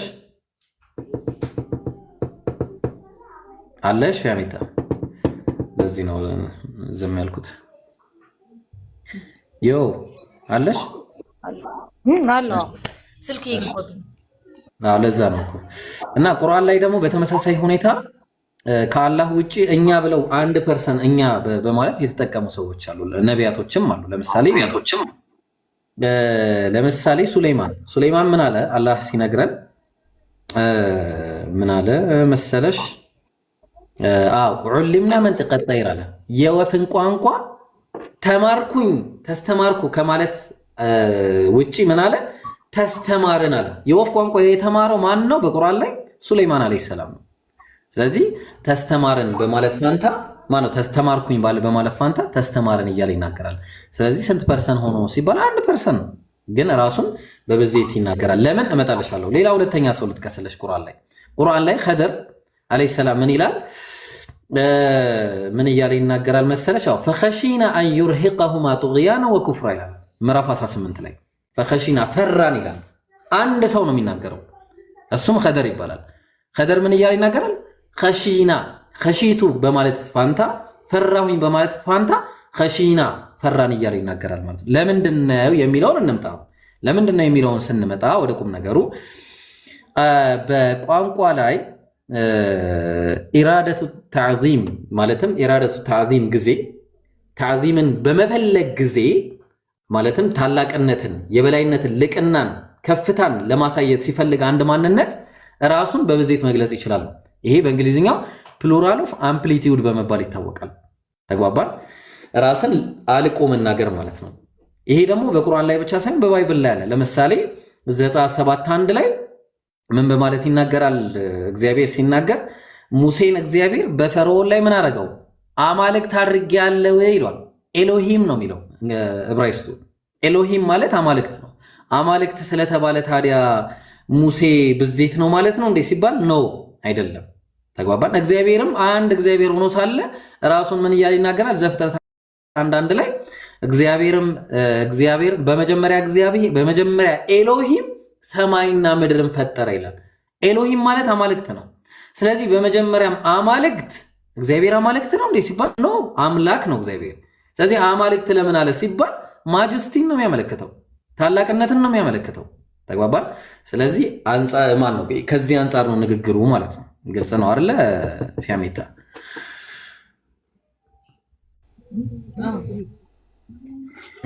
ኦኬ አቡኪ ትቀጥላለህ?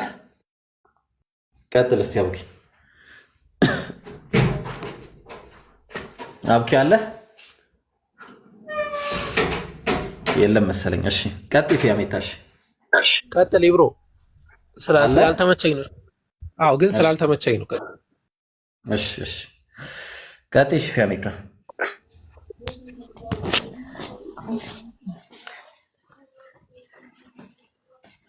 አለ ሌላ ስለ ትናንትና ጠቀስኩልህ ጥቅስ ማለት ነው።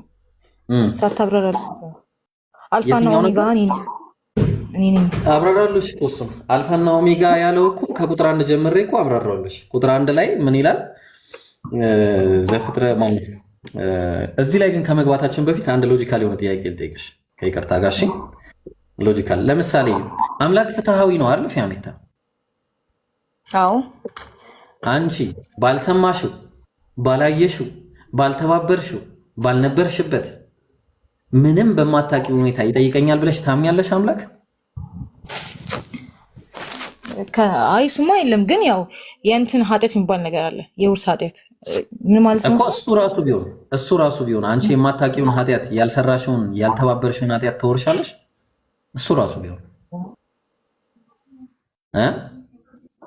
አይ እንደዛ ሳይሆን ወይስ በሰራሽው ነው የምትጠየቂ? በሰራሁት ነው የምትጠይቀው። ግን አንዳንድ ነገሮችን ላይክ ለምሳሌ ሔዋን እግዚአብሔር ልክ ከኤደን ገነት ሲያባራቸው ማለት ነው ለሔዋን ረግሞት ነበር አይደል እግዚአብሔር። ልክ አሁን ለምሳሌ ሰዎች ሲወልዱ በምጥሽ ጊዜ እንትን በምንድን ነው ወር አበባ ምናምን። እሺ ታዲያ ላም ለምንድን ነው የምታመጣው? ላም ለምንድን ነው የወር አበባ ማለት ታያለች እንደ የወር አበባ ለምንድን ነው የምታመጣው? እርግዝናዋ ለምንድን ነው የሚበረታው? እሷ እንኳን አታይም። ለምን ታመጣለች ላም? ምክንያቱ ምንድን ነው? አይ እሱ እንኳን አለቅም። ግን ያው ተፈጥሯዊ ነው። ለዛ ነው ተፈጥሯዊ ነው የምልሽ። ምክንያቱ ይሄ ነው። ተግባባና ፍትሐ አምላክ ሲጀመር ማለት ነው ሰዎችን በማያውቁትና ባልነበሩበት ባልሰሙበት ቦታ ሁኔታና ጉዳይ ላይ አይጠይቃቸውም። እኔ አሁን ምንም አላጠፋሁም፣ አላቅም። አዳምን አላቀው፣ ገነትን አላቃት፣ የት እንደነበረ አላቅ፣ ሔዋንን አላቃት። ተግባባን። ስለዚህ በማናውቀው ነገር እንዴት እንጠየቃለን? ፊያሜታ አይ ቲንክ ስልክ ከገባብሽ ብዙ ሳወራ እንትን እንዳይለኝ ብዬ ዝም ምለው። እሺ። እና ይሄ በጣም ፍትህ የሚፈልግ ጉዳይ ነው። ዌር አር ዩ? እሺ ቤቱን ፎሎ ያላደረጋችሁ ሰዎች ፎሎ አድርጉ ቤቱን። እሺ ፊያሜታ አለሽ። ስለዚህ ለዚህ ነው ሎጂካሊ ታስቢው እኛ ስንፈጠር ራሱ የተፈጠርንበት ዓላማችን ሎጂካሊ ሆኖ እስልምና ላይ ነው ያለው። ለምን አላህ ምን አለ መሰለሽ ወላ ተዚሩ ዋዚረቱን ወዝራ ኡኽራ አለ። አንደኛው የሌላኛውን ኃጢአት አይሸከምም ማለት ይሄ ነገር ባይብል ላይም አለ። ይሄን ታውቂያለሽ? ለምሳሌ ትንቢተ ሕዝቅኤል ላይ ላውጣለሽ ምዕራፍ 18 ላይ እንዲህ በማለት ይናገራል። ምዕራፍ 18 ላይ ዌር ኢዝ ኢት ምዕራፍ 18 ቁጥር ከ19 ጀምሮ እንዲህ ይናገራል። እናንተ ግን ልጅ አባቱን ኃጢአት ስለምን አይሸከምም ትላላችኋል። ለምን አይሸከምም? ልጅ አባቱን ኃጢአት እንዴት አይሸከምም ብላችሁ ትላላችሁ ይላል። ልጅ አለ እግዚአብሔር ነው የሚናገር ፍርድንና ቅንን ነገር ባደረገ ትእዛዝንም ሁሉ በጠበቀና ባደረገ ጊዜ ፈጽሞ በሕይወት ይኖራል። ሞት የሚባል ነገር የለም። የአባቱን ወንጀል አይሸከምም። ቀጠለ ኃጢአት የምትሰራ ነፍስ አለ እርሷ ትሞታለች።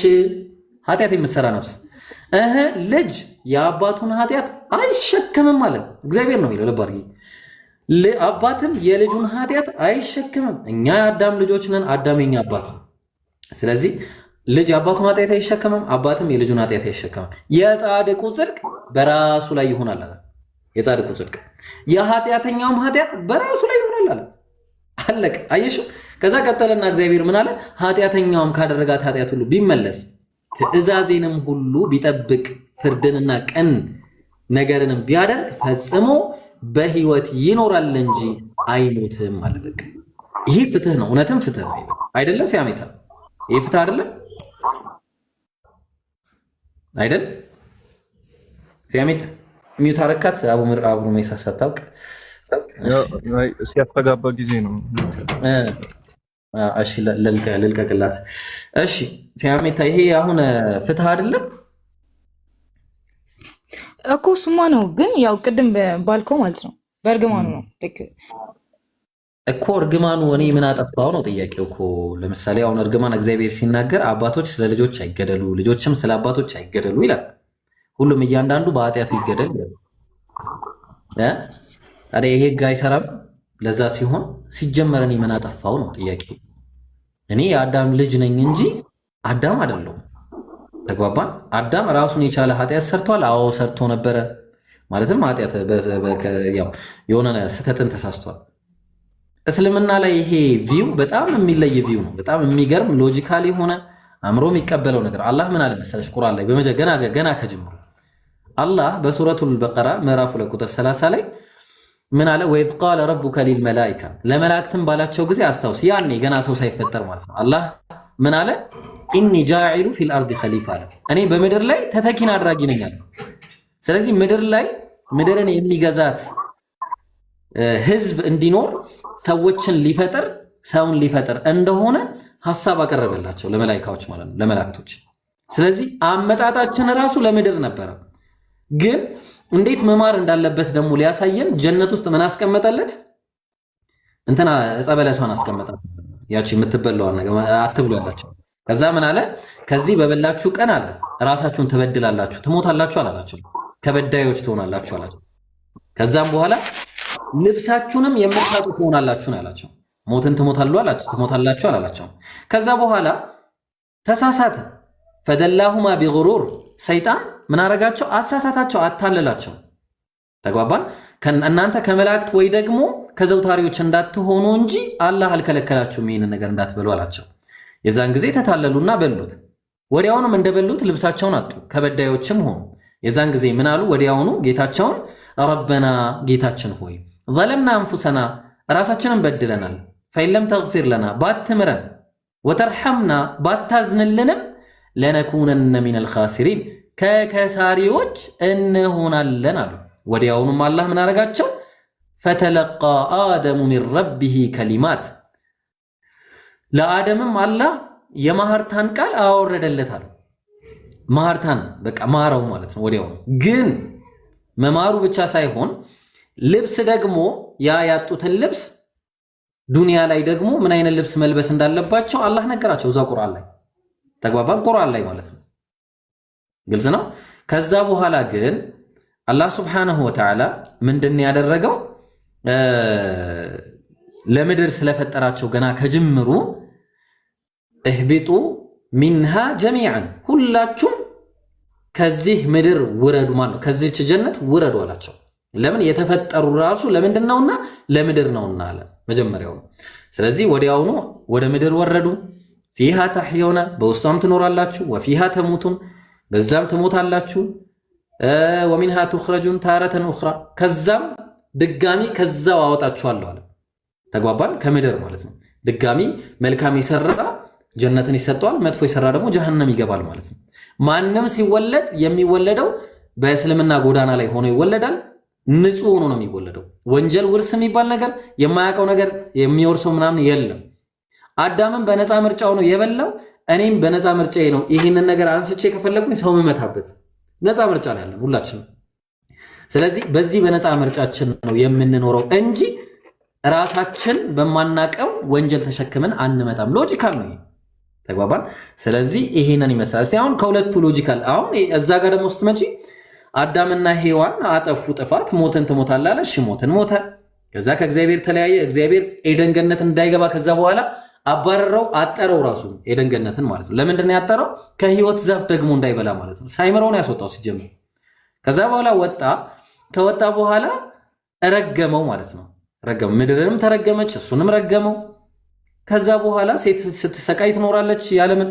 ይሄ ሎጂካል አይደለም፣ ተፈጥሯዊም አይደለም። ተግባባን? ተፈጥሯዊ ነው። ያውን ስታዩ ላም የምትወልደው ተፈጥሯዊ ስለሆነ ነው። ውሻም ተሰቃይቶ የሚወልደው ተፈጥሯዊ ስለሆነ፣ ድመትም ተሰቃይታ የምትወልደው ተፈጥሯዊ ስለሆነ፣ የሰው ልጅ በምንም የሚለይበት ነገር የለም ከዚህ ተፈጥሯዊ ስለሆነ ነው። ያን ያለው ነገር ተግባባ። ስለዚህ በአጭሩ ፊያሜታ ይሄንን ይመስላል። አሁን በዚህ ባለው ነገር የትኛው ነው አሁን ሎጂካል እና ፍትሃዊ ላንቺ ብለሽ የምታስቢ ውስጥ የትኛው ነው?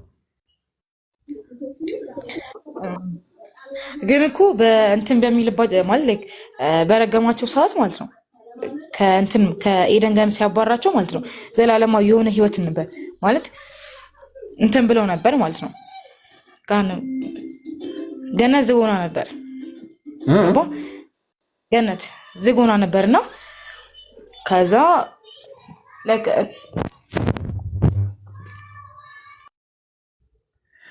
እሺ 20% አላህ መብራቱን ያምጣው ዛሬ ምን አይነት እንደገና። እሺ ፊያሜታ ሰው መጥቶባት ነው መሰለኝ። ሰው ሰላም ልበልስ። ከዛ ሰላም አለይኩም ወራህመቱላህ። አብሩ መይሳ እንዴት ነህ ኡስታዝ? ወአለይኩም ሰላም ወራህመቱላህ ወበረካቱ። ብሮ እንዴት ነህ? ሰላም ነው? አልሐምዱሊላህ አለን። ሰላም አለይኩም ወራህመቱላህ። ሸጄ የሉም መሰለኝ። እሺ ፊያሜታ መጣሽ? እሺ መጣሁ። እና ምን እያልኩ ነበር? ምን ነበር ጥያቄ? ለምንድን ነው ፍትሃዊ የትኛው ነው? ፍትሃዊ ነው በአጭሩ። አንቺ የማታውቂውና ያልሰማሽውና ያልተቀበልሽውን ነገር መቀበሉ አግባብ አይደለም። ተግባባን? በቃ አሁን አንቺ ልጄ እኔ በማላውቀው ነገር ልትጠየቅ አይገባትም፣ አይገባውም። በቃ እኔ የሰራሁት እኔ ነኝ የምቀጣው። ተግባባን?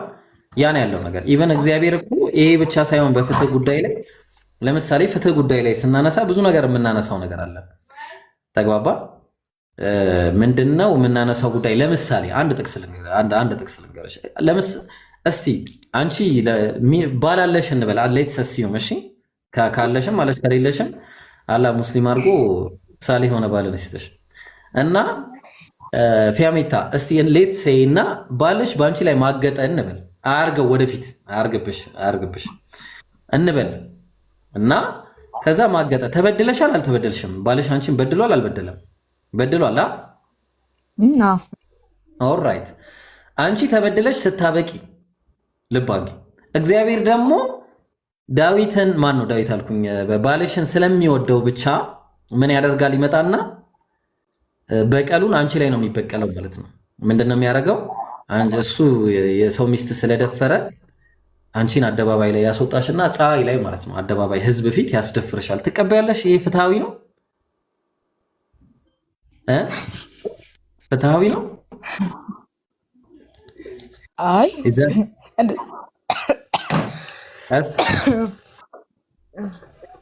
ኢዛት ፍትሃዊ? አይ ደግሞ እንደዛ አይደለም። ላሳይሽ። እሺ አሁን ለምሳሌ እንግዲህ ምክንያቱም ስለ ፍትህ ነው ቅድምም ጥያቄ ስላነሳሽ እዚህ ላይ ማውራት ስላለብን ብዬ ነው። ለምሳሌ ሁለተኛ ሳሙኤል ላይ ነው የጥቅስ ያለው ምዕራፍ ከ11 ይጀምራል። በደንብ አዳምጪኝ እሺ። ያለው ምን አለ? እነሆም እንዲህም ሆነ ወደ ማታ ጊዜ ዳዊት ከምንጣፍ ተነሳ፣ በንጉሱም ቤት በሰገነት ላይ ተመላለሰ። በሰገነቱም ሳለ አንዲት ሴት ስትታጠብ አየ። ዳዊት ሚስቶች አሉት፣ ልብ አድርጊ እሺ። አንድ ሚስት አይደለም ያለው። ሴቲቱም መልከ መልካም ነበረች። ዳዊትም ልኮ ስለ ሴቲቱ ጠየቀ። ምን አለ?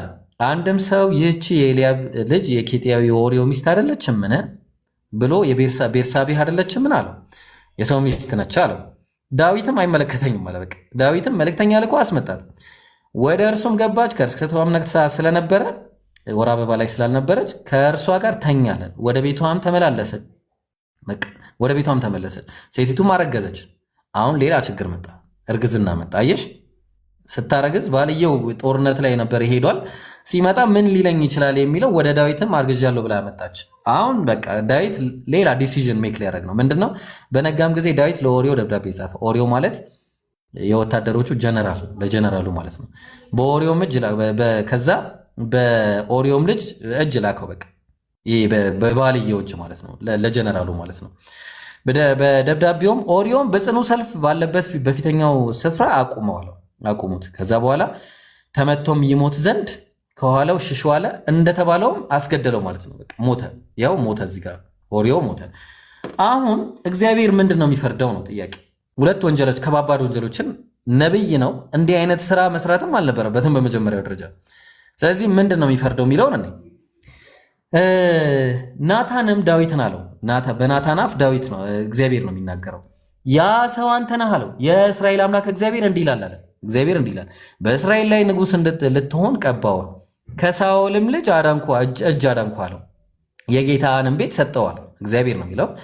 የጌታህንም ሚስቶች በብብት ጣልኩልህ። ሚስቶች ሰጠው እግዚአብሔር ለዳዊት። እንደገና የጌታውን ቤት ሰጠው። የእስራኤልና የይሁዳን ቤት ሰጠውሃል። ይህም አንሶ ቢሆን ኖሮ የበለጠ እጨምርልህ ነበር ሚስት ቢያንስ ራሱ። አሁን አለ በፊቱ ክፉን ትሰራ ዘንድ የእግዚአብሔርን ነገር ለምን አቃለልክ አለው። ኬጢያዊ ኦሪዮን በሰይፍ መታሃል፣ ሚስቱንም ለአንተ ሚስት ትሆነ ዘንድ ወስደሃል። ሚስቶች ሰጥቼ እግዚአብሔር፣ እርሱም በአሞን ልጆች ሰይፍ ገለሃል አለው። ስለዚህ ምንድን ነው አሁን የሚፈርደው ፍርድ? ስለዚህ አቃለኛልና ኬጢያዊውንም ኦሪዮንም ሚስት ለአንተ ሚስት ትሆነ ዘንድ ወስደሃልና ለዘላለም ሰይፍ ከቤት አይወጣም አለው።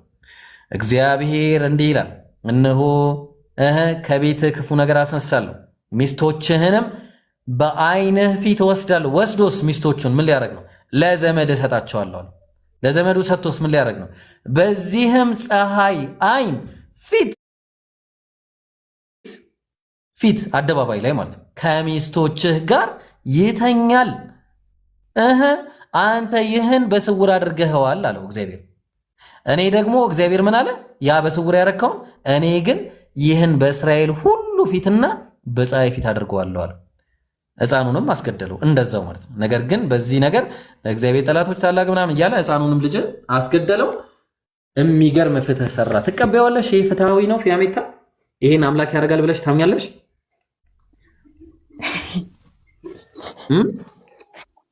ይዛት ፍትሃዊ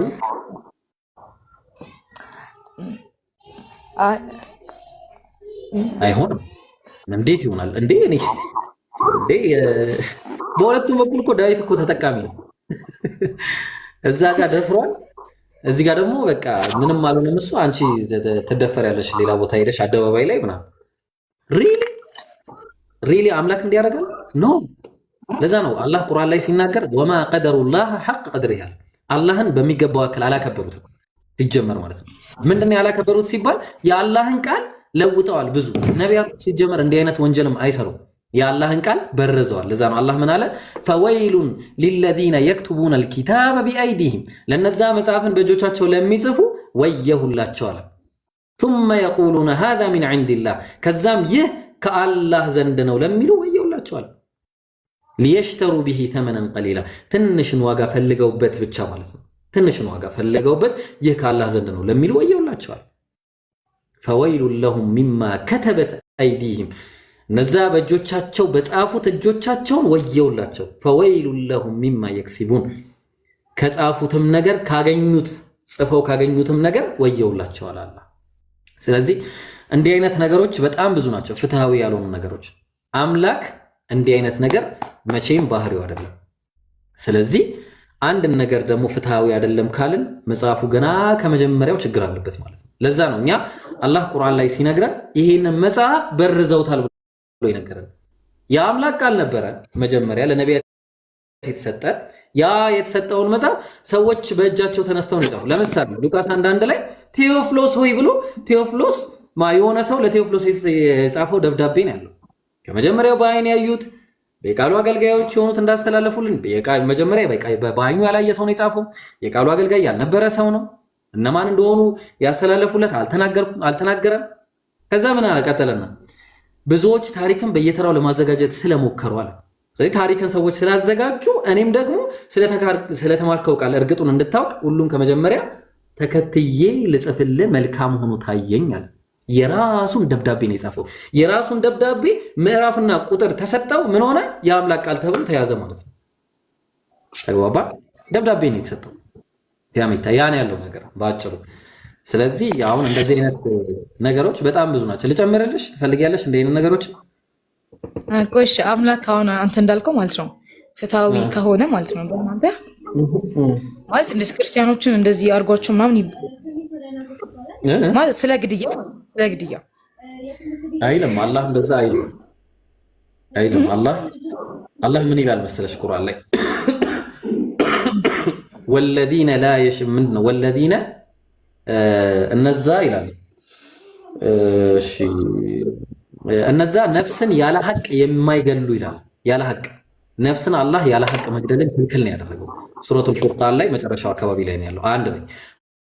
ሁለተኛ አላህ በየትኛውም መጽሐፍ ላይ የሌለ ስለ ግድያ የተናገረው ነገር አለ። ምንድነው የተናገረው ካለ አንዲትን ነፍስ ህያው ያደረገ ሰው ፈከአነማ አህያ الناس جميعا የሰውን ልጆች ሁሉ ህያው እንዳደረገ ነው የሚቆጠረው። አንዲትን ነፍስ ያለ አግባብ የገደለም እንዲሁ የሰውን ልጅ ሁሉ እንደገደለ ነው እንዳጠፋ ነው የሚቆጠርበት። ተግባባን? ስለዚህ ሰውን ያለ አግባብ መግደል አይቻልም። ለምሳሌ የሚገደለው ማን ነው? ሰውን የገደለ ይገደላል፣ ጥያቄ የለውም። የሰው ነፍስ በሰው ነፍስ ነው። ተግባባን? ዝሙት የሰራ ይገደላል። ሌላ ይቀጥላል። እንዲህ እያለ አሉ የሰው መገደል መብት። ጦርነት ከሆነ አገር ለአገርም ጦርነት ያደርጋል። ጦርነት ለምሳሌ ቀኝህን ሲመታ ግራህን ስጠው አይሰራም እስልምና ጋር። ማለት ምንድነው ሲባል ለምሳሌ አገር ህዝብ መጥቶ ሊወጋሽ መጥቶ እጃችሁን አጣጥፋችሁ ተቀመጡ፣ ሚስትህን አስወርስ፣ ልጆችህን አስወርስ፣ ንብረትህን አስወርስ፣ ሜዳ ላይ ተገደል እናውጣ ነው አይልም። እስልምና ምንድነው? በመጀመሪያ ደረጃ ነብያችን ሰለላሁ ዐለይሂ ወሰለም እስልምና መስበክ ሲጀምሩ እዛ አካባቢ በመካ ላይ ከመስበካቸው በፊት አንተ ታማኙና እውነተኛው ሙሐመድ እያሏቸው ነበር የሚያናግሯቸው ህዝቦቻቸው። ግን ከዛ አንድ ተራራ ላይ ጠሯቸውና ምን አሏቸው? ህዝቦቼ ሆይ አሏቸው። ከዛ ዛሬ አንድ ነገር ልነግራችሁ አስቤ ነበረ። እሺ ነገር ምንድነው? ከዚህ ተራራ ጀርባ እናንተን ሊወጋ የሚመጣ ጦር አለ ብዬ ብነግራችሁ ታምኑኛላችሁ አላቸው። እንዴ አንተ እኮ አንድ ቀን ማጀረብና አለይከል ከዚብ በአንተ ላይ አንድም ቀን ውሸት አስተውለን አናውቅም አሉ። ኦኬ እንደዛ ከሆነ እኔ ከአላህ የተላኩኝ መልእክተኛ ነኝ አሏቸው። የዛን ጊዜ ስድብ ነቀፋ ምናምን ጀመሩ ማለት ነው። ምንድነው አሁን ቁም ነገሩ? ስድብና ነቀፋ ያስጀመራቸው ነብይ ነኝ በማለታቸው የአላህ መልእክተኛ። ከዛ በኋላ ከሀገራቸው አባረሯቸው። ኢላ አየቁሉ ረቡና አላህ ጌታችን አላህ ነው በማለታቸው ብቻ ከሀገራቸው ተሰደዱ። ኢትዮጵያ ድረስ መጡ። መዲና ድረስ ሄዱ። መዲና ድረስ መጡላቸው። ኢትዮጵያ ድረስ መጡላቸው። ግን መጨረሻ እስከዛ ድረስ አላህ ምን ይላቸው ነበር? ኩፉ አይዲየኩም እጆቻችሁን ሰብስቡ። ምንም አይነት እስከ መቼ ነው በቃ ውጊያ የማይፈቀድልን እራሳችንን አንከላከልም እንዴ? መታ ነስሩላህ እያሉ የአላህ እርዳታ መቼ ነው እያሉ ሙእሚኖች አማኞች ይጨነቁ ነበር። መጨረሻ ግን አላህ ምን አረገ? ወዲያውኑ ቁርአን አወረደ ማለት ነው። ለነዛ ለተበደሉት الذين ظلموا ለነዛ ለተበደሉ ሰዎች ምን አረጋላቸው? ራሳቸውን የመከላከል መብትን ሰጣቸው። እነዛ ከሀገራችሁ ያፈናቀሏችሁ እነዛ የገደሏችሁ ቤተሰቦቻችሁን የገደሉባችሁ ንብረቶቻችሁን የዘረፎችሁ ባገኛችኋቸው ቦታ ገደሏቸው እነሱ። ከዛ በተረፈ ግን ህፃናትን እንዳትነኩ፣ ቀሳውስቶችን እንዳትነኩ፣ ቤተ እምነትን እንዳትነኩ፣ ሽማግሌዎችን፣ ሴቶችን እንዳትነኩ አለ። በተቃራኒው ግን ባይብል ላይ ስንመጣ እግዚአብሔር ምን አዟል ብለን ስንል ተመልከች እግዚአብሔር ምን እንደሚያዝ መጽሐፈ ሳሙኤል ምዕራፍ 15 ከቁጥር 1 ጀምሮ ሳሙኤልም ሳኦልን አለው በሕዝቡ በእስራኤል ላይ ንጉሥ እንድትሆን እቀባ ዘንድ እግዚአብሔር ላከኝ አለ። ከዛስ እግዚአብሔርን ድምፅ ስማ አለው። ከዛ እግዚአብሔር የሰራዊት ጌታ እግዚአብሔር እንዲህ ይላል አለ እስራኤል ከግብፅ በወጣ ጊዜ አማሌቅ በመንገድ እየተቃወመ ያደረገበትን እበቀላለሁ። እስራኤል ማለት ያኔ ማለት ነው። ያኔ ከ400 ዓመታት በፊት የነበረ ታሪክን እግዚአብሔር ያኔ የተቃወመውን ልጆቹ ላይ ሊበቀል ነው። ያው ከዛ ምን ይላል? ሂድና አሁንም ሄደ አማሌቅ ምታ አለው እግዚአብሔር። ያላቸውንም ሁሉ ፈጽመህ አጥፋ፣ አትማራቸዋል። ወንዱንና ሴቱን፣ ብላቴናውንና ሕፃኑን ልብ አድርጊ፣ ሴቱን፣ ወንዱን፣ ሕፃኑን፣ በሬውንና በጉን፣ ግመሉንና አህያውን ግደል፣ ምንም እንዳታስተርፋቸዋል፣ ምንም። ከዛ ይሄንን በማየት እሱም ነገር ግን ሳኦልና ሕዝቡ ለአጋግ ለተመረጡትም በጎችና በሬዎች ለሰቡትም ጥጆችና ጠቦቶች ለመልካሞቹ ራሩላቸዋል። እግዚአብሔር ግን ምን ብሎ ነበር? አትማራቸው ብሎ ነበር። ሲራራላቸው እሱ ፈጽሞ ሊያጠፏቸውም አልወደድም። ነገር ግን ምናምንቴውና የተናቀውን ሁሉ ፈጽሞ አጠፏል። እግዚአብሔርም ቃል ሳኦል እኔን ከመከተል ተመልሷልና ትእዛዜንም አልፈጸመምና ስላነገስኩት ተጸጸትኩ አለ እግዚአብሔር። ተጸጸትኩ። እንዲህ እግዚአብሔር ንጹሐንን ሕፃናትን ትልቁን ትንሹን እንዲህ በጉን በሬውን ሁሉንም ግደል በማለት እንዴት እነዚህን ተዋቸው ለምን አዘነላቸው በማለት ኢቭን ተጸጽቷል እግዚአብሔር። ሲጀመር አምላክ ይጸጸታል እንዴ? ፊያሜታ ባይሆን ክርስትናው ላይ ነው እንደዚህ አይነት ነገር ያለው። እስልምና ላይ እንደዚህ አይነት ነገር ያለ አግባብ የሰውን ነፍስ ማጥፋት አይቻልም፣ ሐራም ነው። ተነስቼ ማንንም መንካት አልችልም። አምላክ ይጸጸታል ብለሽ ታምኛለሽ ፊያሜታ?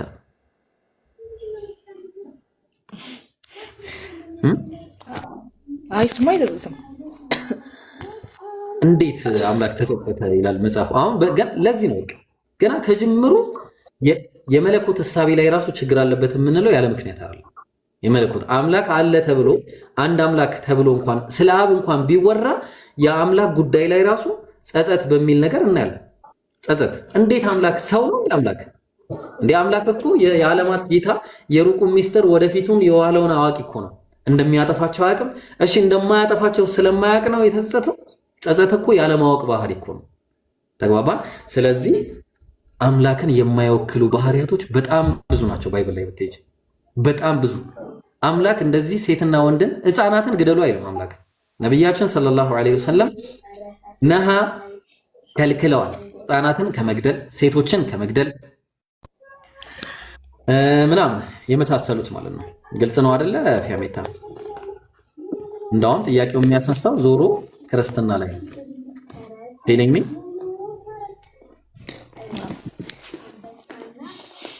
ስለ እስልምና ላስረዳሽ አሁን ወይስ ጥያቄ ያለሽ አሁን? ትናንት ግን ስለሚስት ምናምን ያወራው ምን አልሽ? ጥያቄ ያለሽ ወይስ እንዴት ነው? እንትን ስለ ምንድነው ስለ እስልምና በሚስት ጉዳይ ላይ ማለት ነው። በአንሳው ላይ ለምሳሌ እንዳልከው 4 ሰዎች የሚያገባ ከሆነ ባልየው ማለት ነው። አሁን ለምሳሌ በሽታ ሊኖር ይችላል፣ ምን ሊኖር ይችላል። ገባ እሱን ነገር ኮስተም ተደርጎ ነው። በሽታ ስትይ አልገባኝም። የትኛው በሽታ? ተመርምረው ነው የሚጋቡት መጀመሪያው ነው ሲጀመር እንዴ? ፊያሜታ ደግሞ አይደለማ። ኦኬ እሱ ነው እንትን የሚላቸው ማለት እንዴ? እና ሳትመረመሪ ትጋቢያለሽ እንዴ ፊያሜታ? ምናልባት ትዝ የማይልሽ ከሆነ ቲክቶክ ነኝ ልታገቢ ስትይ መመርመር እንዳለብሽ ላስታውስሽ። መመርመር አለብሽ፣ እሱም መመርመር አለብሽ። እና በመጀመሪያ ምርመራ ግድ ነው። ግን 4 ማግባት በሽታ ያመጣል የሚል ሳይንስ የለም። ተግባባን? ባይሆን ምንድነው በዝሙት ሲሰራ ዝሙት አራት ምናምን ሳይሆን በቃ ዝሙት የሚሰራ ሰው በሽተኛ ይሆናል። ለምንድነው ዝሙት በሽተኛ የሚያደርገው? ይሄ አላህ የተናገረው ነገር ነው። ተግባባ። አላህ Subhanahu Wa Ta'ala ነብያችን ሰለላሁ ዐለይሂ ወሰለም እንደነገሩን በቁርአን በሐዲስ ላይ ዝሙት በሽታን እንደሚያስፋፋ ተናግሯል። አዎ አላህ በዛም ምክንያት የማይድን በሽታም ይሰጣቸዋል። በዚህ ምክንያት ነው HIV ምናምን የተለያዩ በሽታዎች እንትን የሚለው ማለት ነው። እኔ አልተመረመርኩም ይላል እንዴ? እሺና እንዳውም ችግር የሚመጣው ሁሉም ሰው አንዳንድ ካገባ ያሜታ ሁሉም ሰው እስቲ ተራ በተራ ይድረሳት መጨረሻ አንቺ ይድረስሽ ቢባል ትቀበያለሽ? መጨረሻ አንቺ ይድረስሽ፣ ሁሉም ሰው ይጋባ፣ ዓለም ላይ ያለው ወንድና ሴት ሁሉም ይጋባ፣ መጨረሻ አንቺ ይድረስ፣ ትስማሚያለሽ? አታገኝም ባል ወላሂ አታገኝም። ባል አታገኝም። ለምን? ቁጥራችሁ ብዙ ነው እናንተ። ተግባባ። ባል አታገኝም።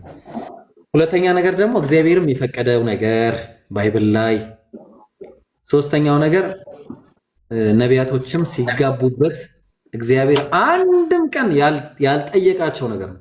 ነቢያት የተባሉ ሆነው እስቲ ከአንድ በላይ የሌለው ሚስት የሌለው ካለ እስቲ እንይስ፣ ያውም ያጎት ልጅ ምናምን ያገቡት እህቱን ያገባ ነብይ አለ። ግን ምንድነው ያው እህቱን አገባ ስለሽ ለምሳሌ አብርሃም እህቱን ያገባው ባይብል ላይ ብትሄጂ ማለት ነው። ግልጽ ነው። ስለዚህ ይሄንን ይመስላል ማለት ነው። ሚስት ምናምን ቁም ነገሩ ለምንድን ዋናው ፖይንት ላይ እናውራ። ፊያሜታ ዋናው ነጥቡ ላይ እናውራ። የአምላክ ሐሳቤ ላይ እናውራ። ሚስት ምናምን ከዛ በኋላ የሚደርስ ነገር ነው እንደ ጥያቄ። እንሳ ሐሳቡ ላይ ካወራን መጀመሪያ ከዛ በኋላ ይደርሳል። አይመስልሽም?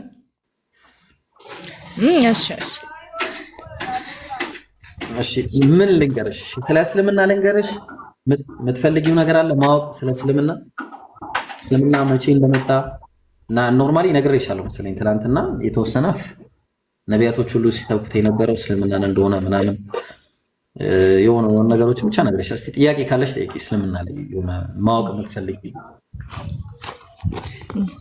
አንተ አሁን ክርስቲያን ማትሆንበት ምክንያት ምንድን ነው? ሪዝን ለምሳሌ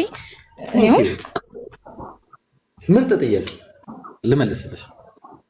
እኔ ክርስቲያን የማልሆንበት የመጀመሪያው ምክንያቴ ፍጡር አለመልክ። የመጀመሪያው ምክንያቴ ፍጡር አለመልክ። ወላሂ ይሄ ነው ትክክለኛ መጀመሪያ ትልቁ ምክንያቴ ፍጡርን አለመልክ። ሁለተኛ ምክንያቴ አምላክ አንድ እንጂ ሶስት አይደለም፣ አንድም ሶስትም አይደለም። ሶስተኛ ምክንያቴ አምላክ ለሰው ልጆች ኃጢአት ሲል ራሱን መግደል ወይ ደግሞ ልጁን መግደል የለበትም። ለምሳሌ ፊያሜታ አንድ ሎጂካል የሆነ ጥያቄ ልጠይቅሽ። ፊያሜታ ልጅ አለሽ እንበል። እሺ ልጅ አለሽ እንበል። የምትወጂው ወይ እህትሽ አለሽ፣ ትንሽ ታናሽ እህት ወይ ደግሞ ወንድም አለሽ የምትወጂው? አለኝ። በጣም እንግዲህ ልባል ታናሽ ማለት ለዛ ለወንድምሽ ወይ ለእህትሽ ልጅ የለሽም ብዬ ስላሰብኩ ነው። እሺ እንዴ ብለሽ ልጅ ቢኖርሽ ልጅ ያለው ሰው ያውቀዋል። ምናልባት እነሱ ብጠይቃቸው እና ያንን ልጅ አንቺ እኔን ለማዳን አንቺ ራስሽን ነው የምታጠፊ ወይስ ልጅ ወንድምሽን ነው የምትልኪው? ሂድና ሙት ብለሽ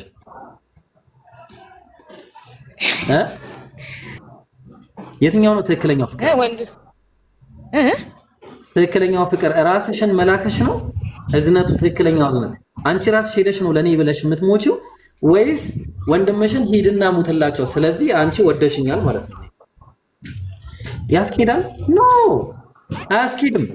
ትክክለኛው ፍቅር አምላክ ራሱ ነበር መጥቶ መሞት የነበረበት ከሞተ ልጁን ሳይሆን ማለት ነው።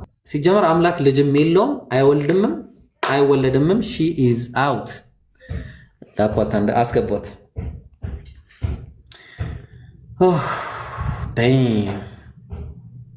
ፊያሜታ ኔትወርክ ይሆናል ምናልባት ኔትወርክ ነው። አንድ አካውንት ነው፣ ሁለት አካውንት አይቻልም። አንዱን አውርድ አንዱን አስገባ ራስን። የቴክኒክ ችግር ነው። አሰላሙ አለይኩም ወራህመቱላሂ ወበረካቱ። ወአለይኩም ሰላም ወራህመቱላሂ ወበረካቱ ብሏል እሱ ወንድማችን። ቢስሚላህ እና ምን አላችሁ? ወላሂ ዳዕዋ ናፍቆን ነበረ።